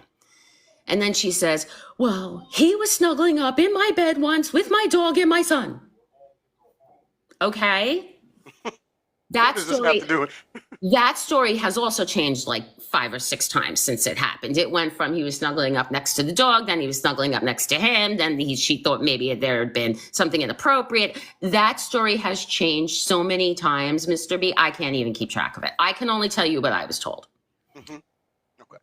So I actually reached out to the member. I had his number and I called him and I said, what the heck is going on? And he was very upset. He lived in the area, came to my house, showed me all his discharge paperwork because she said that he was lying about dates that he was in the hospital. So I look at everything and I'm like, no, this is exactly what you said. So I redacted all of the paperwork, anything with like diagnosis and things like that, because he asked me to take pictures and send them to her because she wouldn't talk to him. So I did it. Right. Redacted all his information. I just highlighted dates and I sent it to her. And she proceeded to call and yell at me. And I said, you're going to let me speak. And I said it so loud, she hung up on me. She sounds like a Diddy person. Sorry, go ahead. So we started texting back and forth. And I said to her at the end of it, I texted her, I said, you know what? You're a truly evil person. And I put it in a text. I told her straight to her face, you're evil. Agreed. And, oh yeah. And I told her, I'm unsubscribing, unfollowing you. Done. So I did. But it didn't block her. I just figured, let's just leave it. I'm leaving. We're done. Friendship's over. That's what you want. That's fine. Right. The next morning I get up and, you know, it's like a Saturday morning and I'm doing my little TikTok trolling early in the morning and I see one of our mutual friends is live. I go into that live, say good morning, I get blocked. And this is your friend? Well, it was a mutual friend. I can't really say it was like a friend. She's also the person that came into my live that I had the argument with. I'm sure you've seen that video. Yeah, that was her. Okay. And then, you know, I did make a video where I said she made a video about me. It wasn't a video she made about me. It was a live recording. But after I left that group, people started reaching out to me. So Mr. B.I. was being sent screen recordings. I was being sent videos. I was being sent documentation from a Discord where we were all blasted. And I was just, I mean, the stuff I was getting, I couldn't remember if she made a video about me or if it was in a recording. So I kind of just grouped her in, which really wasn't fair to her, I guess. So I did apologize. I made a retraction video because I will own it if I'm wrong. Right. A lot of people said I shouldn't have done it because the way she acted in my live was so inexcusable, but my husband wasn't really nice to her either. So I kind of looked at it from like an objective point of view and said, you know what? If you're not a woman of your word, you said you would retract it. I said I would do it. I did it. Yeah. And that's all you got. Yeah. Mm-hmm. So she hasn't bothered me since. We're fine. But since I started the Cupcake Chronicles, we have over 33 people who have been wronged, bullied, and shunned by this creator. So what she will do is she'll bring you in and love on you. She'll be there with you till 2 o'clock in the morning if she has to. If you're having like a significant issue, she will be your friend. She will counsel you. She says she's a pastor and spiritual counselor. I've never seen documentation of that, so I couldn't even tell you if that's true at this point. I just believed her on her word. And she will draw you in. And now people are starting to realize it. Thanks to, basically, she did herself. I mean, she's her own worst enemy. And I'm sure she's in the hallway listening to this. So whatever. Hello, Miss Hey, hashtag you gonna say it. Hashtag I'm gonna say it. Absolutely. So there's been over 30 people now that have left the group. I would say there's probably more that left the group than are in right now. And my goal was, in anger, I wanted her off social media. I'd still like to see her off social media. I will never lie about that. She hurts people. I know, though, at the end of the day, am I really going to be able to make that happen? No. But I can help everybody that I wronged, and I can make sure anybody else that comes out of that group has a place they can go to not only talk, but to feel safe. Because a lot of people that leave this group, they're scared of what she's going to do to them. Which is only going to add to the mental crisis that they already going through. Exactly. That's why the Cupcake Chronicles was born. And if you notice, in that series, I don't name her. Everything's redacted. Even the other creators I call out, because some of them are now some of them are with me since I've made those videos. They've left. And I redact everything. So legally, there's nothing she can do to me. But I can tell you she did post, and I think you'll see it in one of the videos I posted, a cease and desist letter to me, because I did go into another creator's live and talk about my story. And it was a creator that we bullied significantly that I had to apologize to. So I felt... You and her bullied? Yeah. Creator? Okay. It was me, her, and another person. Yeah, I mean, like, would I say bullied? Like, I wasn't in there saying mean things or anything like that, but I would do screenshots of her videos, send them to, I didn't know how to screen record at the time, and I would let her know when she was live and talking crap about, you know, the creator I was friends with. Oh, yeah, I did all that stuff. But was I, like, in there screen recording and stalking on a daily basis? No, I wasn't. And if I was, I don't remember it. Like, Ms. Miscavige, because that's what I call her, she says she has some screenshots from me, I guess, talking about that other creator. And I mean, if she does, I have yet to see them. But, you know, I've also spoken to that other creator and said, anything I did, if I forgot something and there's proof of it, I'll admit it. There's like no reason to lie, especially if something's in print. What am I going to say? Oh, I didn't send that to you. No. So you own up to what you done. You have to. And this creator, for some reason, doesn't want to do it. You know, I mean, so many people have been hurt. And when over 30 people leave like that, what does that say?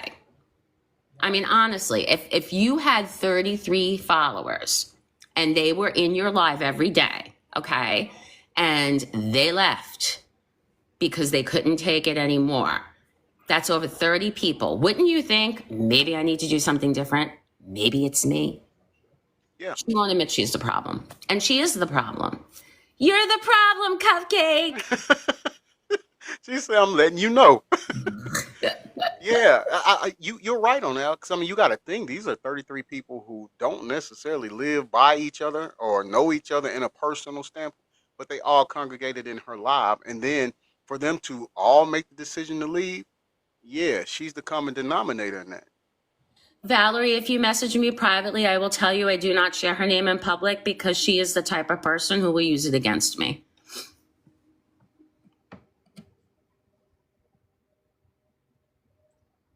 I'm just reading your chat. Oh, yeah. I was going to read that, but... Yes, it was a cult. It definitely was a cult, Jenny. Absolutely. And the people that have left, like, I think if you saw my latest... my latest episode, good for you, Mr. B. My latest episode, you'll see I do go to a clip and I got that creator's permission to use it to show that she felt the same way. And everybody I've talked to feels the same way. So, I mean, over 33 of us can't be wrong. Sorry. Right.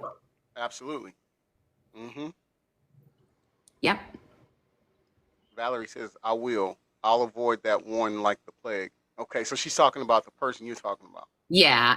I mean, you know, and I can't tell people who to follow or unfollow. Like when I left, what she typically does, she starts a massive blocking campaign against you. So anybody that you're friends with in that group, she'll call you on the phone. She'll put it in her Discord.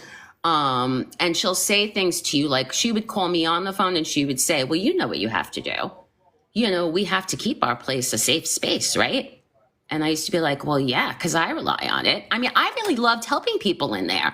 We had people come in that were victims of DV, that were, you know, cancer survivors. I mean, sick people. We had people that, you know, were abused in some way, either SA'd or, I mean, we helped a lot of people. And when I joined that group, that's what I thought it would always be. I never expected it to turn into Battle Zone 101. I didn't. Right. You had a different outlook and perspective and what you wanted to do. Yeah. And really, I mean, she'll say I rode her coattails, which I guess you could kind of say I did in the beginning because I didn't know how to go live and but any time that I've been interviewed, I was on a podcast in December, any other channels I go on, I always say there was a creator that I was friends with on here. We're no longer friends, but she did give me the inspiration to go live. And I do acknowledge that because she did. You know, the problem after that was, I mean, what really made me go to town on the videos was the night that other creators showed up in my live, they proceeded to bash me for almost 24 hours straight. And I only knew this woman for 8 months. So you don't even really like know me and know my life story to go there. I mean, she was bashing the things she said about my husband. It was ridiculous. You know, stuff that she didn't even know to be true or that wasn't true. I was like, really? I've been with this man 18 years. I didn't know that. You know, I mean, it was just the stories, the lies. It's ridiculous. Let me ask. Hold on. I'm gonna read a couple of comments, but then I want to ask you a question on the back side of that, on the back end of that. Jenny Yeah. says there is no safe space regarding this person, and she should really practice what she preach. Exactly. You think she would, right? Nope. Absolutely, absolutely. Lisa says I witnessed a lot of that, so she's knowing what you're talking about. She got Lisa to and see I it. have been friends for over 25 years, and she actually came to TikTok recently, but I've known Lisa for so many years. And that's another thing too, like she'll bash me.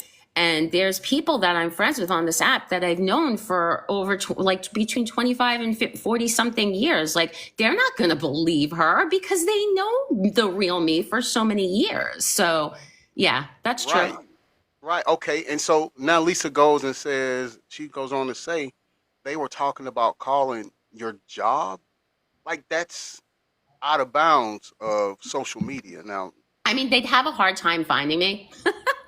that's good. That's good. I work for the government. They have a hard time finding me. You know, they have to know my employee number. Guess what, Ms. Miscavige? I never gave you that information. So She they said would it have won't a really work. hard time finding me, but they could try. I mean, you know, I follow the ethics and social media policies that are in place, and I don't use my job in any way, shape, or form in my content creation. You'll never hear me talk about it.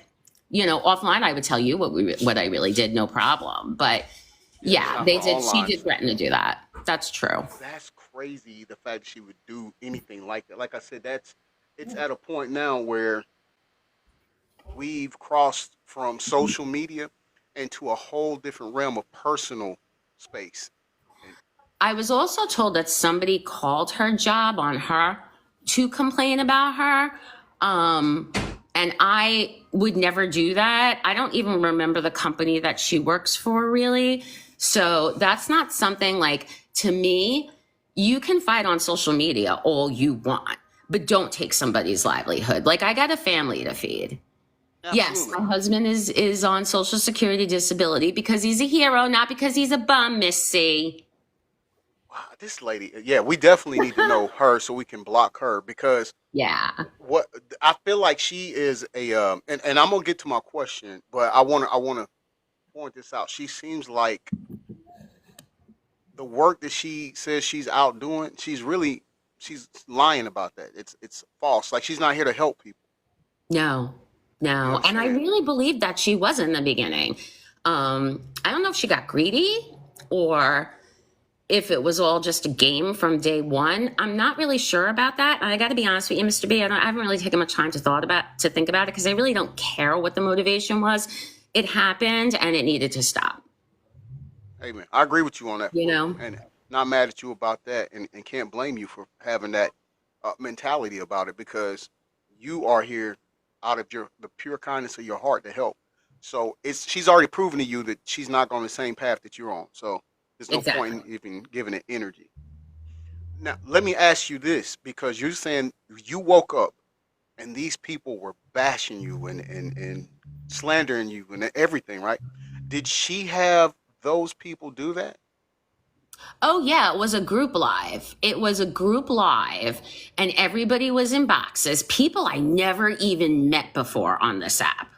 Mhm. And she was just, I mean, it went from, well, that other creator came into my live. I told her off, and I told her I would send her the video. And then I realized, oh, I didn't really, she didn't make a video about me, but here's the live recording. So I sent that to her through Facebook. And then they proceeded to bash me. She said I never sent it to her. So I actually went into the live and said, check your spam folder. We're not friends. Mhm. So yeah, I mean, but she bashed me for that. They were calling me an alcoholic. Um, They bashed my husband, said he was a stay-at-home bum who suffered an injury as a child. And the truth is, the reason Ron can't work, and I want this out there, we had a big fire in 2013 in our town. And my husband and I, which he doesn't know about us, are former volunteer firefighters. So he was a fireman, I was fire police, and we did it for years. And my husband, the end game for his back came in 2013 when there was an apartment fire in this big apartment complex, which is probably like 3 or 4 blocks away from us. And he held the hose with a senior citizen and a very heavy man who really wasn't strong for over 7 hours straight. And he not only saved everybody in that building, he saved pets, people, belongings by standing there the way he did. So the next morning after that fire, that was it. He was on the ground, and we've been 5 back surgeries since. So no, Miss C, he's not a bum. He's a hero. You're wrong. And in fact, we want to give it up for him as well as you for that. Thank you, Mr. B. He's with me. He's laughing. He's like, thanks, Mr. B. Yeah, it's real spill because you guys didn't have to do that at all, but yet and still you put others' well-being before yourself. Exactly. We've always been like that. And that's why we are the way we are. And we're together because we're very much alike like that. But to take someone's story like that and see how she twisted it, like she didn't know that part of it. You know why, Mr. B? Because I never told her. Not that I kept it from her, it just never came up. But you don't know me well enough to be able to bash me for 24 hours straight. And I don't know, maybe they took a couple hours sleep break. I know I went to bed at 3 a.m., woke up at 11, and they were still doing it. So I don't know. Hey, and let's W the live for talking with JoJo. We're going to W the live, put W's in the live for talking with JoJo and for her husband. And tell him I said thank you. From Atlanta, I'm screaming thank you to him. You hear, Mr. B, Ron? I am, Mr. B. Thank you. Thank you, brother. Thank you, my brother. I appreciate that. Of course. So now we're just to the point of where I wait for the next, whatever she does next. Wow. And she's still on here bullying people. Yeah. There were, I think, like 3 other people that left the group, maybe within the last week or 2, that, they couldn't do it anymore. And one of them actually said to her, why do you keep bashing Joanne? Which I don't use my real name on the internet, but she started using it. So, oh well. Yeah, I mean, it's not a big deal, but right. I just don't use it. I usually go by JoJo. And she knew that too. Yet she put Joanne out there. So, you want to use Joanne, go right on ahead. I don't really care. As long as you're not posting my last name, which she did in the Discord. She had a Discord of over 100 subscribers, Mr. B. And she was going to send us cease and desist letters from some attorney. By the time one of the recipients got done talking to him, he was just like, "Oh my God, get me away from this lady." And I didn't get it physically in the mail, but I got sent a Discord message with my full name, my address, my town. She posted it to over 100 subscribers in a Discord. Now, I don't care if it's a private channel or not. That's over 100 people that could harm me if they wanted to. Really? Absolutely. And so let me add, that's legal? People can do that? No. No, it's defamation. It's against the law. If I really wanted to, I could press charges. Absolutely. Okay. That's why I was like, hold on now. That's putting you in danger. Me and 2 other people she did it to. All 3 of us had our personal information posted in a Discord with over 100 subscribers. That's true. Hey, everybody in the live, if you would like to know who this person is, please reach out to Talking with JoJo, get her name, and I'm saying by all means block her, because that's cancer we don't need, not in our line of work, not what we're trying to do on this platform. We're trying to use it to help. So if she clearly doesn't have that same heart that we have. So if you would like to know who this person is, and if you're okay with Talking with JoJo, just reach out to her, get the name, and block her. Let's keep her away from anything that's got to do with the work we're doing, because she's not a part of it. I can't say that. I mean, Mr. B, that's fine. Thank you for that. I don't tell people to block or unfollow her. And there's a reason I don't do it, because she had so many people do it to me. that there are a lot of people in that group that were, I mean, well, a lot of them are gone now, but at that time that really needed that support. And the fact that we busted into her Discord, because we busted in, you know, we sent, we sent them all into the Discord to find out what the heck was happening. And that was how I found out that my full name and address were in there. I got sent a message. And yes, I could press charges, Valerie, but what is that going to do at the end of this? Well, I guess. And I don't want my personal information all out there and my, like, what I do for a living. Like, I have to be very careful. Understandable.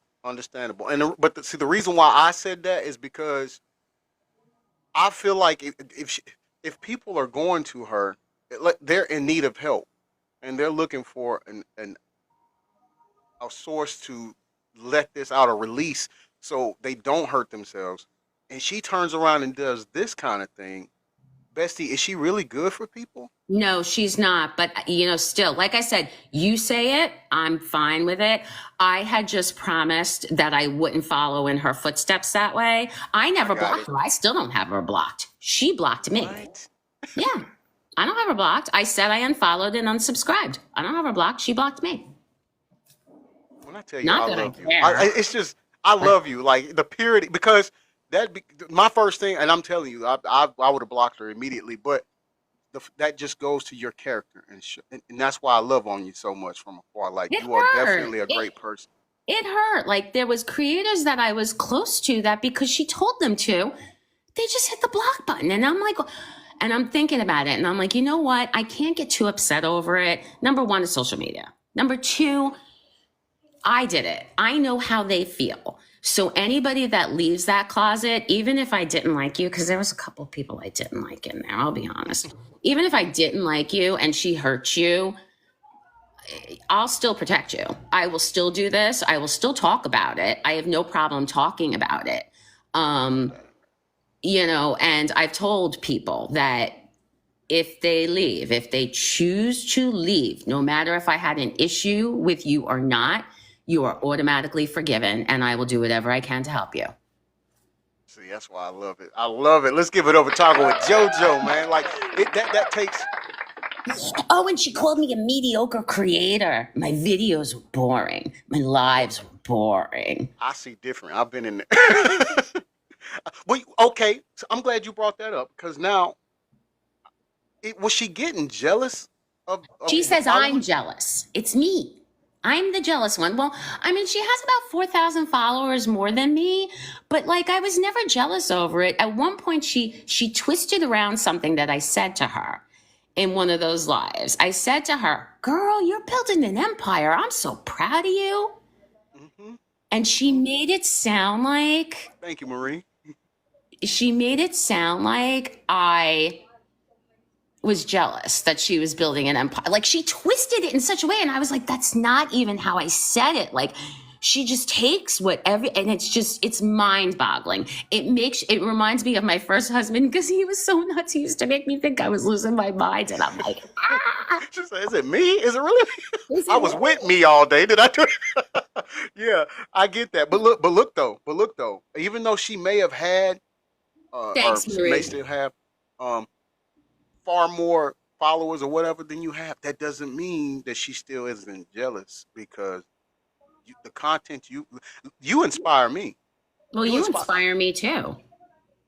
Thank you. I humbly thank you for Absolutely. that. Yeah, But of course. you can, just to prove my point, you can, sometimes you're not even in here, and I'll be on my show and I'm like, man, I need my bestie. I need talking with JoJo. I need to ask her When I this. travel, I can't come in. I know. And last week I was traveling all week. So, and like, Sarita checked on me and she's like, "Where you been?" I'm like, "I'm traveling. I'm fine. I'll be back next week." I love that. I told Sharita, I can't wait till because my little cousin, he's the starting quarterback at University of South Florida. And I Oh told my him, God, that's amazing. thank you. I said, look, when we come watch him play down there in Florida, I've got to meet you. Like, but see, that's what I'm saying. Well, no, Bessie. I'm in New York. You got to come to New York to meet me. Oh, yeah. Oh, no, I'm talking about Sharita. Oh, Sarita. Oh, Sharita's yeah. in Florida. Gotcha. Yeah. So I was telling her, because that's the thing that I like about our community. Like, even though we meet here on this platform, outside of the platform, we still genuinely care about each other. You Mm-hmm. understand? And Mm-hmm. so Yeah. she's not the person you're talking about. She lacks that. And just imagine if she was honest and if she was truthful with just what she has right now, if she would take the approach that you and I take, how far along she would be, how much better she would be. I You have to understand? say, since I have left, and I told you all the bad stuff that happened, but I think we need to talk about the good because there's a lot of good. Absolutely. Absolutely. Number one, I was dropped from my media agency. I've never been terminated anything before and from anything before in my life. It was so empowering. Hey, blessings come in disguises sometimes. Yeah. So now I'm like, oh, cool, I'm a free agent again, So that turned into, and she had me terminated. That turned into a good thing.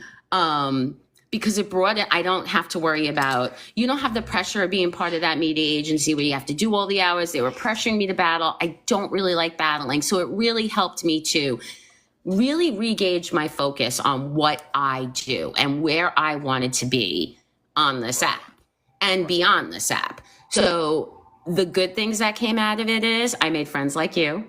Mm-hmm. I've met more people in the community where my niche is that I can not only interact with, but I'm friends with, and we pass ideas along with each other. I work with other creators that I wasn't working with before because I was so engrossed in this group. I mean, it got to the point where like Mr. B, like my family would be like, my God, can't you give it a break for one night? Like I was addicted. Mm-hmm. Mm-hmm. Loyal. Again, loyal. Yeah. Loyal. Yeah. And that's the thing when you believe in something. Because I've had this conversation with a guy who's doing the little video game wrestling promotion thing. And we were just talking earlier today. And I'm like, listen, man, I support you. I'm going to ride with everything you're doing. I Mm-hmm. believe in you. And so that's what you were doing. You believed in her. And so you was representing her. You was loyal to her. You understand? Yeah, and I mean, I was. And I have gone to everybody that I blocked. I have apologized. I have spoken to, I was on an apology tour. It took me, I think January 1st, I really started it because, November and December was the holidays and I left I believe it was like November 1st when I left. And then all of this craziness started. So this has been going on since November. And, the first 2 months, it was like the holidays and stuff. I didn't really think about the gravity of what I had done because so many other things had been, and then when I really started thinking about it and talking to other people that had left as well, I was like, there are some people I owe an apology to. Like, I need to contact these people and apologize because I blocked them under false pretenses and I affected their mental health. I hurt people. And I don't want to be the person that does that. That's not who I am. Right. So that took about a month, but it's been on the up and up ever since. I got all those people back. Everybody accepted my apology. Some of them even said that they respected me for coming to them and apologizing. So, that's been a really good thing out of it. My platform, we're doing a little bit we did a grief and loss live the other night because when I got home from my trip, I had 4 or 5 members that recently lost family members or close friends or pets. And I wanted to do something to, help out my community. These are my mods, my subscribers, my friends, people I talk to off this app. So I was able to do a little something like that, which I've been shying away from because I don't want to be a support group. I belong to, where's Be the Light? Is he still in here? Lisa, is Alan still in here? He is amazing. I'm actually going to be doing a joint live with him. I'll let you know when it is. We're getting ready to do it. He does a lot on narcissistic personality disorder and his experiences with narcissism. So is he able to come up? He's here. Hey, oh yeah, I can bring him up. You want to come up, Be the Light? Alan, you want to come up, honey? So we could talk about what we're doing? So Mr. B is aware, because I think he'd like it. Yeah, I'll send him an invite right now. He's awesome.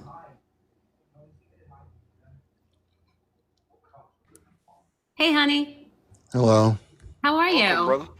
Okay. Are you okay? Are you really tired? Yeah, I am. You I sound was just tired. getting up.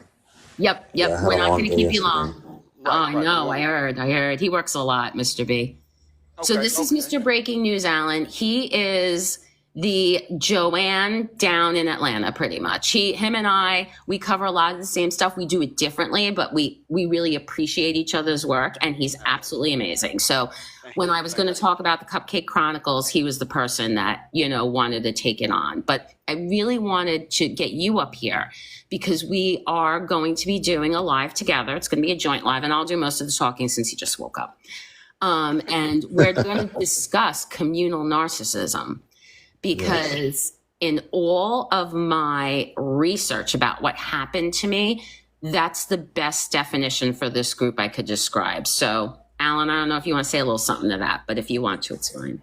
Yeah, you said pretty much everything. Communal narcissism, talking about how social media can breed narcissism, can make people who maybe are high spectrum narcissism to be narcissistic, or people who may not a little bit of narcissist, but become more narcissist. And it's easy, even on social media, to pretend to be somebody that you're not.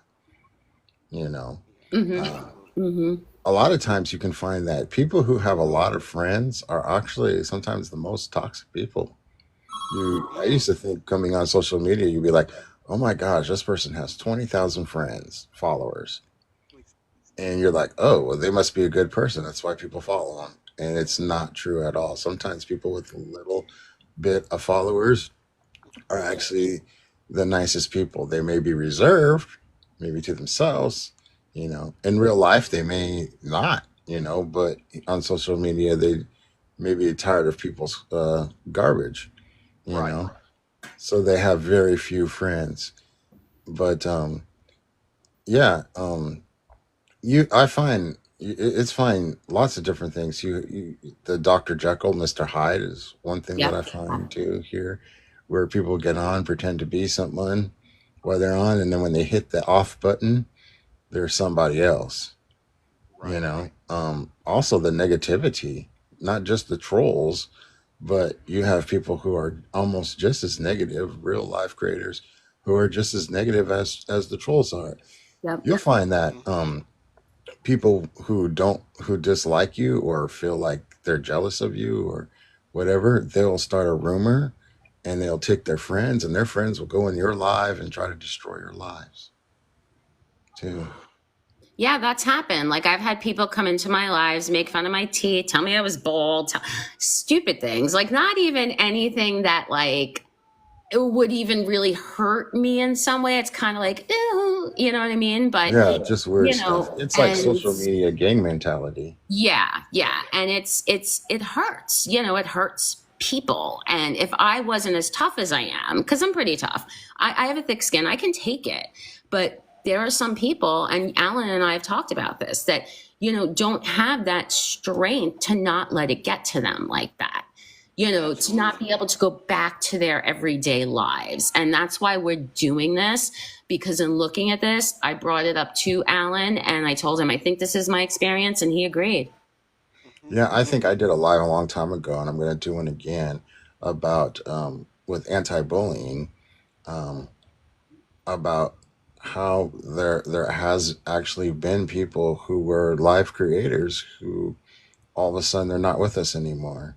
They unalive themselves behind the bullying. Right here on TikTok. Oh yeah. Our friend that was, Alan and I met actually in an anti-bully group, and our friend that was the leader, she passed last July, as I told you previously. And she was amazing. There was no cult going on in there. That was just love on everybody, and we miss her so much, but it connected us, which is a really good thing. So I think she'd be proud of what we're going to do next, right? Yes. Mm-hmm. Yeah. Mm-hmm. So you all Should be you all are so keeping her proud. Should be legacy like, alive. I'm so happy how you guys went on, how you did what you did, how you did what, and how you guys connected and still became friends and get along with each other. Should be so happy about that. Yeah, absolutely. She Absolutely. sounds like a great person. Oh, she was a love. She was wonderful. And that's another thing, Miss Cabbage has said that she'd be rolling over in her grave because I'm doing this. And I'm like, you didn't even know her. She didn't even like you. Please. 2 days before that creator passed, we were on the phone because we would talk or text every day. And I want this out there because I know she's watching. She had said to me that Missy had anger in her heart and soul, and I needed to be careful. And then she passed 2 days later. The next day I didn't and I was so used to getting a text or a message from her every day. I actually texted her the next day, and then I found out through that creator that I no longer talked to that she had passed. Somebody had reached out to her, and that was one of the last things she ever said to me. I still keep Sick. Tish as a friend. She's still my Me mom too. even to this day. Me too. So, and if anybody asks, I go, well, she's the ghost mod. Mhm. Hey, She watches everything. Yeah. the fact that you're doing that, like I said, you keeping her legacy, her honor, her memory alive, and I totally disagree with what the person was saying. The bully was saying. I think she is proud of the work that you all are doing and carrying on her mission. You see what I'm saying? Yeah. I want to bring up something to you too, though. Just remember, I do know that what we do on here, we do take a lot of backlash for it. But Hmm. I want you all to stand firm in knowing that when we go through that, when we experience that, that's only the devil trying to prevent the good work that we're doing. You see what I'm saying? Oh, Yes. exactly. Of course. Yeah. And so, yeah, I Definitely. appreciate you too for that. Thank you. Absolutely, absolutely. I Be know the you light. did. So did I gotta I. follow you.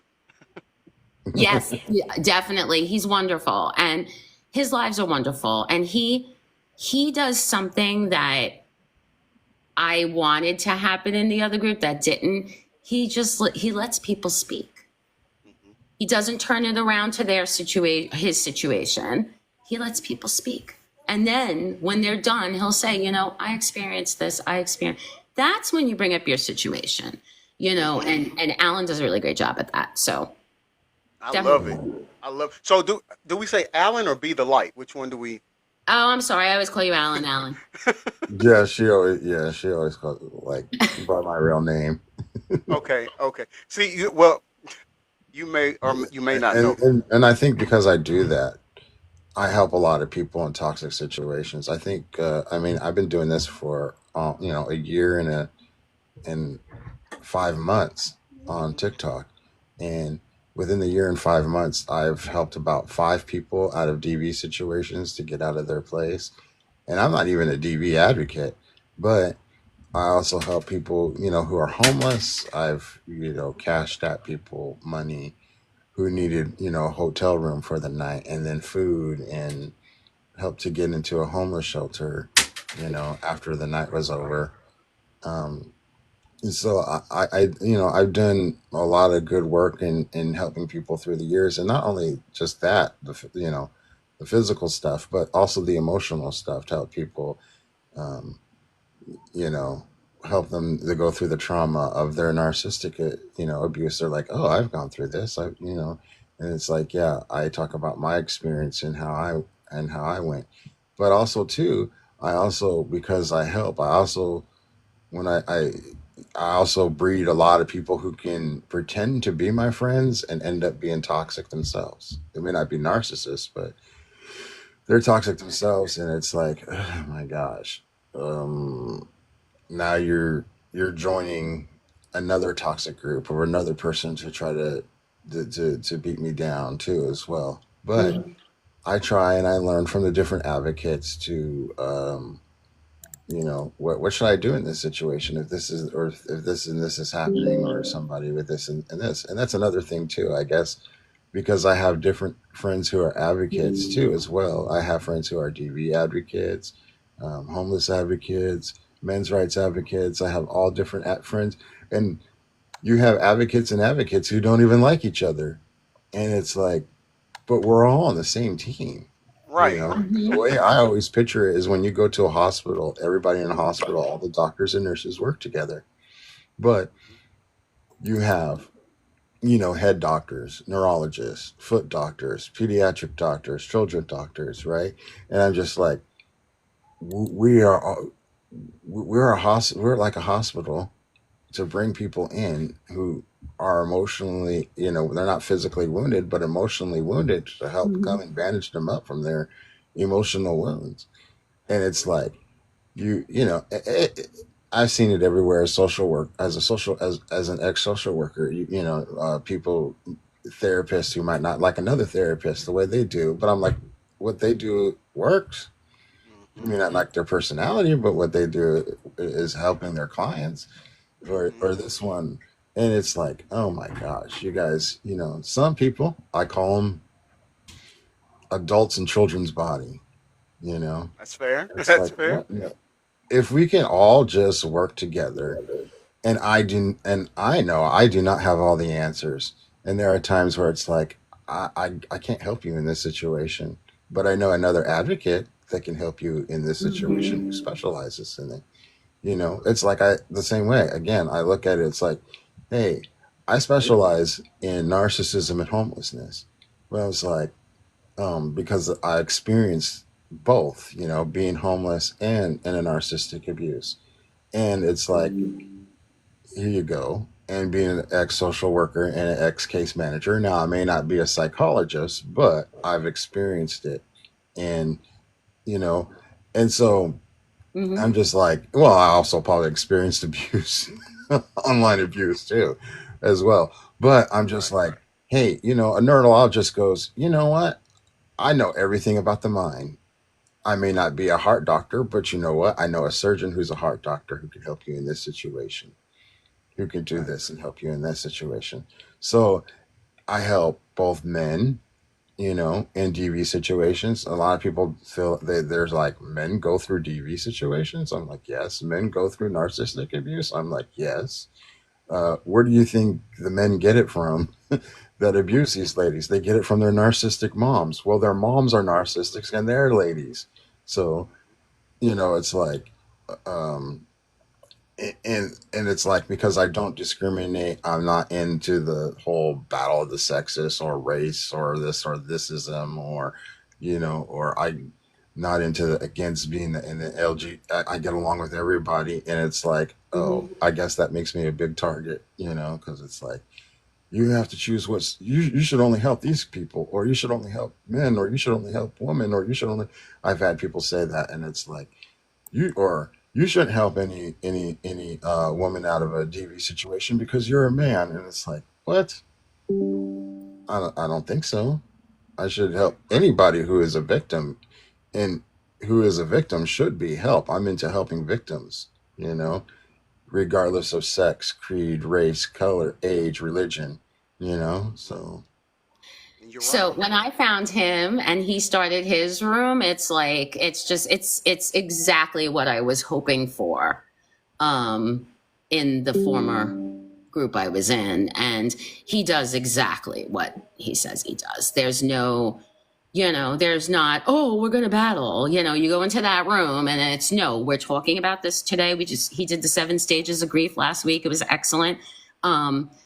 You know, so he takes on those topics, and it's needed. It's needed for people, especially people that can't afford to pay the copay for a psychologist or therapist, or, you know, so we wanted it to be where it was just people helping people. That's really what it's about. I agree, and that's the beauty of it. Like, no one's greater than or better than the next. We all here to help. Yep. You know, Absolutely. I love that. I love that. And so, be the light. If you don't mind, brother, could you let the people that are present in the show know when you do your shows? I do my show most of the time on a schedule. When I get back to my regular schedule, 3 o'clock Pacific time. So that's, I can't think of that for. It's 6 p.m. Eastern Standard Time for us. Yeah, 6 p.m. Eastern Standard Time. Okay. So you all, if you could just make a mental note of that, of when he airs his show, and Great. please follow. Give him a follow. And I saw there was another person in your chat, I guess, who's also being bullied. So if you need to reach out and help, I'm your girl. Yeah. It's not just for this creator I do this for. There's actually a couple of people out there I'm watching right now. Oh yeah, yeah. Oh, trucker, mom too. Is anyone certified? I'm certified. I'm not licensed. I'm not a licensed counselor or therapist, but I'm certified in trauma coaching. So I can help people through trauma. Also, when being a case manager, you do take a day or two class of learning a little bit about symptoms of PTSD, panic attacks, how to help people through anxiety, both panic and anxiety. So as well, yeah. And I'm not a certified, well, I'm a certified healthcare investigator, but I'm a level 1. So I can do anything except like real crime scene stuff. I just do that. I I also just have my master's in public policy, and most of the courses I took centered around advocacy for children, advocacy for people with mental and health, Tish was advocacy for Tish people with developmental disabilities. What? and Tish was a certified trauma coach. Yes, she Yes, had a certificate as he well. was. Jacqueline, Jacqueline, if you will reach out to Talking with JoJo. She says that you can reach out to her, and she will help you dealing with that situation. I know who you're talking about. I know what you're talking about. In fact, Talking with JoJo, bestie, Jacqueline is referring to. Remember the day we were originally going to do the cyberbullying show? Oh no, really? Yes, yes. That's the other guest that was going to slated to be on the show with you. That's who she's going to refer to. So Jacqueline, she knows pretty much what we're talking about. Yeah, I'm So really interested in the story, Jacqueline. Send me a message. And yeah, there's another creator I'm watching on here too who's done some pretty shady things, but I haven't seen any of that behavior since I started watching. But I am watching. So sorry, Miss Cabbage. You're not the only one that has my attention.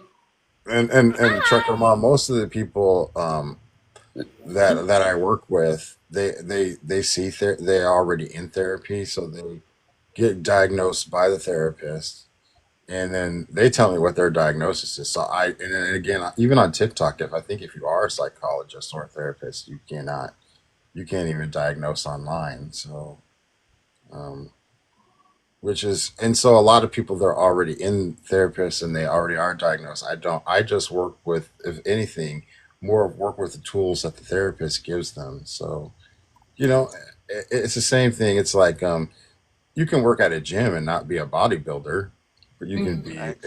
a trainer and be like, well, hey, I'm not a professional bodybuilder, but hey, I work with the tools that bodybuilders have shown me. Like, hey, this is how you work this machine. You do this, because I do the same tools too, as well as the therapy as well. So I do words of affirmation and shadow work, and so it's like I've again, it's like, okay, because I've been through therapy and I've done these tools, I just say, hey, these are the tools that I've used, and this is what the tools that helps me through my healing journey. I'm not completely healed, but I'm on my healing journey still every day. And I use these tools, and these are the tools that I use. And I'm like, oh, okay, yeah, I've been doing these tools. Okay, so and we don't really even discuss how far you even go through your shadow work or do that or anything like that. That's between them and their therapist. But I say, hey, are you doing it every day? Are you doing this? Making sure that they're doing it. As long as they're doing it, hey, okay. I just make sure that they do it as a life coach. Their therapist makes sure that they're not only doing it, but this is the right way to do it. Right. So I love that's the that. difference. Love that. I love that. Yeah. Man, you all, if you're going through situations like that as well, from where it sounds like, Be the Light is also available for you to contact as well. Man, I love you guys. Bless the show And more than you usually, think you know. and most of the Thank time, you. if people contact me and they don't have a therapist, I go find a therapist, because I'm not your psychologist or therapist, but go find a therapist. And there's a difference, and that's the difference between a life coach. You know, like in a hospital, you have a doctor. He's the doctor. That will be like the therapist, and then you have the nurse. But then below the nurse, you have the caregiver and the disorderly. And to me, being a life coach is like being in a hospital, being the caregiver. Like, hey, this is what I'm giving you the tools that your doctors have given you. Right. And this is to help you to feel better. And most of the time, and it's not just, I say, hey, people who take medicine, psychiatric medicine, it's not just the medicine that works. And I don't tell people don't stop taking your medicine, Yeah, but he's not saying that. He's not saying. you also have to give yourself words of affirmation, positive. Even going outside 15 minutes a day, getting sunshine, that's therapy. You know, So going for a walk, getting an animal, a support animal, that's therapy. So, You got one. It's all your feet. Yeah, I got my support animal at my feet right now. He sprained his leg. right. So that that you're saying even though you take the medication, you still have to put in the physical work yourself. you still have to put in the work. Got Yes, it. Oh, it's just like when absolutely. I mean, anybody that has, and I'm not a psychiatrist. Oh, I got accused of being that too, but I'm not. Um, it's, but you can take all the medication in the world without the tools to be able to learn to function and not only be happy, but have a good quality of life. And that's what you consider to be a good quality of life. And I think that in looking at where I was and what had occurred and the big difference between Alan and what was going on in that other group, Alan says, I can't be your therapist. That wasn't happening there. And I think that's why things started to turn the way they did, because when people started getting upset that they weren't getting the answers they were looking for, or they weren't getting to talk, or they weren't getting, that was when I started to realize, these people need like licensed professionals. So I definitely agree with you on that, Alan. You're right. hmm Hmm. yeah, yeah. And I think a lot of times, like when you see not only bullies, but you see school shooting or pew pewings, I'm sorry, and you see, or just like the one, I think it was a year and a half ago in Las Vegas. A lot of these times, or especially with veterans, a lot of the times they get the therapy or the medication. Sometimes they don't even get those at all. They don't even get a chance, but they get that and they don't have a life coach because the therapist takes on so many clients. They're not in their lives day to day to check on them. And so you not only need a therapist, but you also need a life coach who can be in your life day to day and check up on you and see what you're doing. Hello. Right. And so oftentimes they feel like they're on the wayside or they're waiting, most of the times, a lot of times what I Hold see on, with Jacqueline. Mute veterans your is, mic. yeah, most of the times, a lot of times what I see with veterans is they come back and it's like, okay, I think I need this for my PTSD because I'm getting nightmares. Okay, you diagnose? Not yet. I have to wait 6 months to get the help at the VA hospital. So they put them on a waiting list. And then what happens is if they're on the streets and they're home, or not even homeless, but just even around the streets, Right. what happens is the dope man around the corner is able to give them illegal drugs, before they can get the legal stuff to help them cope with the PTSD. So they get addicted to, opiums that will help them through the PTSD, through their nightmares. And then it's like, oh my gosh, because they put on and that's the brunt of our healthcare system. It's like, oh, putting on a waiting list, can't wait, or can't afford it, or can't do this. And it's like, but when you signed on a dotted paper to join whatever it was, the Army, Navy, Air Force, whatever, your recruiter told you, oh, you're guaranteed this, you're medical for life, no matter what. Even if you go for 4 years in the military, you're guaranteed medical for life. So they get it. And it's really disheartening and really hard, for the veterans. And then it's like, okay, then they get hooked on this stuff, and then when you're hooked on it, it's illegal, so now you're in trouble and you go to prison, you go to jail, you now end up having a rap sheet, and now you have a rap sheet, you end up being homeless because nobody wants to Absolutely. hire you for a job.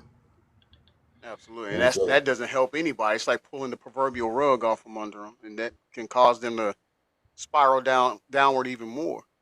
yeah, You know.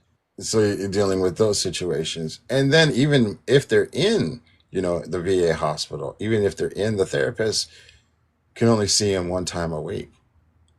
But sometimes, especially, you don't know what can happen between, Monday from Monday. Tuesday you may be feeling good. A person Wednesday they could be feeling good. Thursday they could be, and then all of a sudden something happens on Saturday. Well, they can't call their therapist. Well, who can they call? A life coach. Absolutely, absolutely. I want to welcome to the live Whistleblower for Justice, the organization that I am so proud and thankful to be a part of. When we stand on helping, giving those the prop that's been wrongfully convicted the proper representation in court, as well as addressing the unfit conditions that our inmates are in, as well as connecting those who get released from prison, reacclimated in a positive way into society, and setting them up to be productive in life once they get out, and in hopes of reducing them from reoffending and going back. Welcome to the live. Thank you so much, uh, Whistleblower for Justice. And I want to thank you, Be the Light, and talking with JoJo Bestie. Thank you for even introducing him to me. You are a blessing for that, and Be the Light. You are a blessing to a lot of us, and continue the work that you're doing. He is amazing, and I'm so glad. I didn't expect that he was going to be able to jump on. So I was going to be. I'm so excited that he was here. So yeah, I was going to be so. I'm so happy that he came on and that you were able to connect because he's an important person to me. Absolutely, I'm definitely gonna follow him after the show for sure, for sure. But I want to thank both of you all for spending time with us and coming up on the panel. Thank You you are so very much. welcome. It's a pleasure to be here, and whenever I'm off, I'll come on. I don't care. All right, Bestie, I appreciate that. And don't forget JoJo. Talking with JoJo tonight at 8 o'clock. It's You all gonna go be to a her Diddy live. Monday. Join us. Absolutely. Thank everybody. Thank my panel guests for coming on. Gift and uplift them if possible. But Yay! just thank you all for coming. All right. All right, and I'll see you all later. All Right in your right. Okay. You in have your a good lives. one. Make sure you let us down, Mr. B. You're the best. Definitely got you. No, you are. I'm just next to the best. Stop. Take care. Bye, bestie. Bye. Yes, great people, great people. And I tell you, man, it's amazing. It's amazing to see God's work when He brings people within your life. Oh, thank you for that crown, whistleblower for justice. I appreciate that so much. When God brings people into your life and they are a vessel of blessing, it can only enhance what we're trying to do here on the platform. It can only enhance your life of serving and doing just the things that we as humans can do for free. Just help other people, and that's what it's about. I'm so thankful, and understand this is it's nothing but God's work because I haven't met these people in real life. We don't know each other. We don't have a history, but God's faith brought us together, and it's for that I'm eternally grateful for. It is that. It is so that. And thank you, talking with JoJo. Thank you for be the light. Thank you for all that you do, and I'm definitely going to be supporting you guys as well moving forward. In closing, I want to thank you all for joining and spending your morning and afternoon with me here on hashtag I'm gonna say it. I definitely adore each and every one of you's company, and you all help me through my day as well. And so to say thank you really isn't doesn't do any justice, really, in all honesty. Um, yes, yes, Mark, we're gonna do the prayer, and then I'm gonna give you all some things to close out with information as we close out. If you don't mind, those who aren't religious or don't believe uh, in God, I ask you go ahead and exit the live now. Uh, but if you do, please stay. If you don't, and you're thinking about getting back into the right hands of God, by all means, stay. Without further ado, let us bow our heads. Heavenly Father, we come to Thee in prayer, with our heads bowed, our hands up and open, and to praise You, Father. Father, we thank You for the blessings that You bestow upon us, especially coming into the lives of each other. Father, we may live near, we may live far from each other, but at the end of the day, you brought us together. Your divine journey brought us together. And we humbly appreciate that, Father. You continuously love us selflessly when we don't deserve it. When we fall down, you give us the strength to get back up to praise you, Father. And we just want to thank you for that. Dear Lord, we pray that you forgive us for all of our sins. And Father, we pray for strength. You give us strength in the areas that we are weak. Father, place your loving, comforting, and consoling hands and arms around those who are going through crises right now that they see there's no way out of. Let them know that you are the true light that will get them out of that situation, Father, to just hold on to your unchanging hand. And Father, by them doing that, you will restore faith into them. You will see that they find themselves in better situations, Father. Lord, we just want to thank you. We thank you for the bad times and we thank you for the good times because, Father, we know that without darkness, there's no way we can appreciate the light. These things I ask of you in your Son, Jesus Christ's name. Let us all say, amen. Whew. Before I close out, I want to, one, shout out to Whistleblower for Justice. I know I opened up the show talking about them, but I'm just, when you, thank you for that heartbeat, Whistleblower for Justice. Once you're a part of something that's so meaningful, you can't help but talk about it and speak about it, right? And so I want to do that. I also want to remind you all to go and follow Global Impact Wrestling, CAW, on YouTube, and you can see your self-proclaimed favorite news reporter, Mr. Breaking News, in video wrestling form. And you can watch this. Today they'll have a show at 5 o'clock. I think we're supposed to be from Huntsville, Alabama tonight. But just join in and follow and support that work. It's just fun. It's fun. And it's funny watching myself in a video game wrestling. But go and join that and watch that as well. Oh, that is neat. I've never seen that. Thank you for the travel with you. Whistleblower for Justice. That was neat. I've never seen that. I've never seen that. Also, don't forget, Talking with JoJo tonight, 8 o'clock. Let's meet there. Let's meet there. Also, don't forget that we have merchandise available for purchase. It's hashtag, I'm going to say it, t-shirts, hoodies, sweatshirts, whatever. If you are out and about and you want people to know you stand on business and you mean what you say, get you a hashtag, I'm going to say it shirt. Once again, you all have a blessed day. I have been your self-proclaimed favorite news reporter, Mr. Breaking News, and signing off from the newsroom here in the A. Peace and blessings to you all.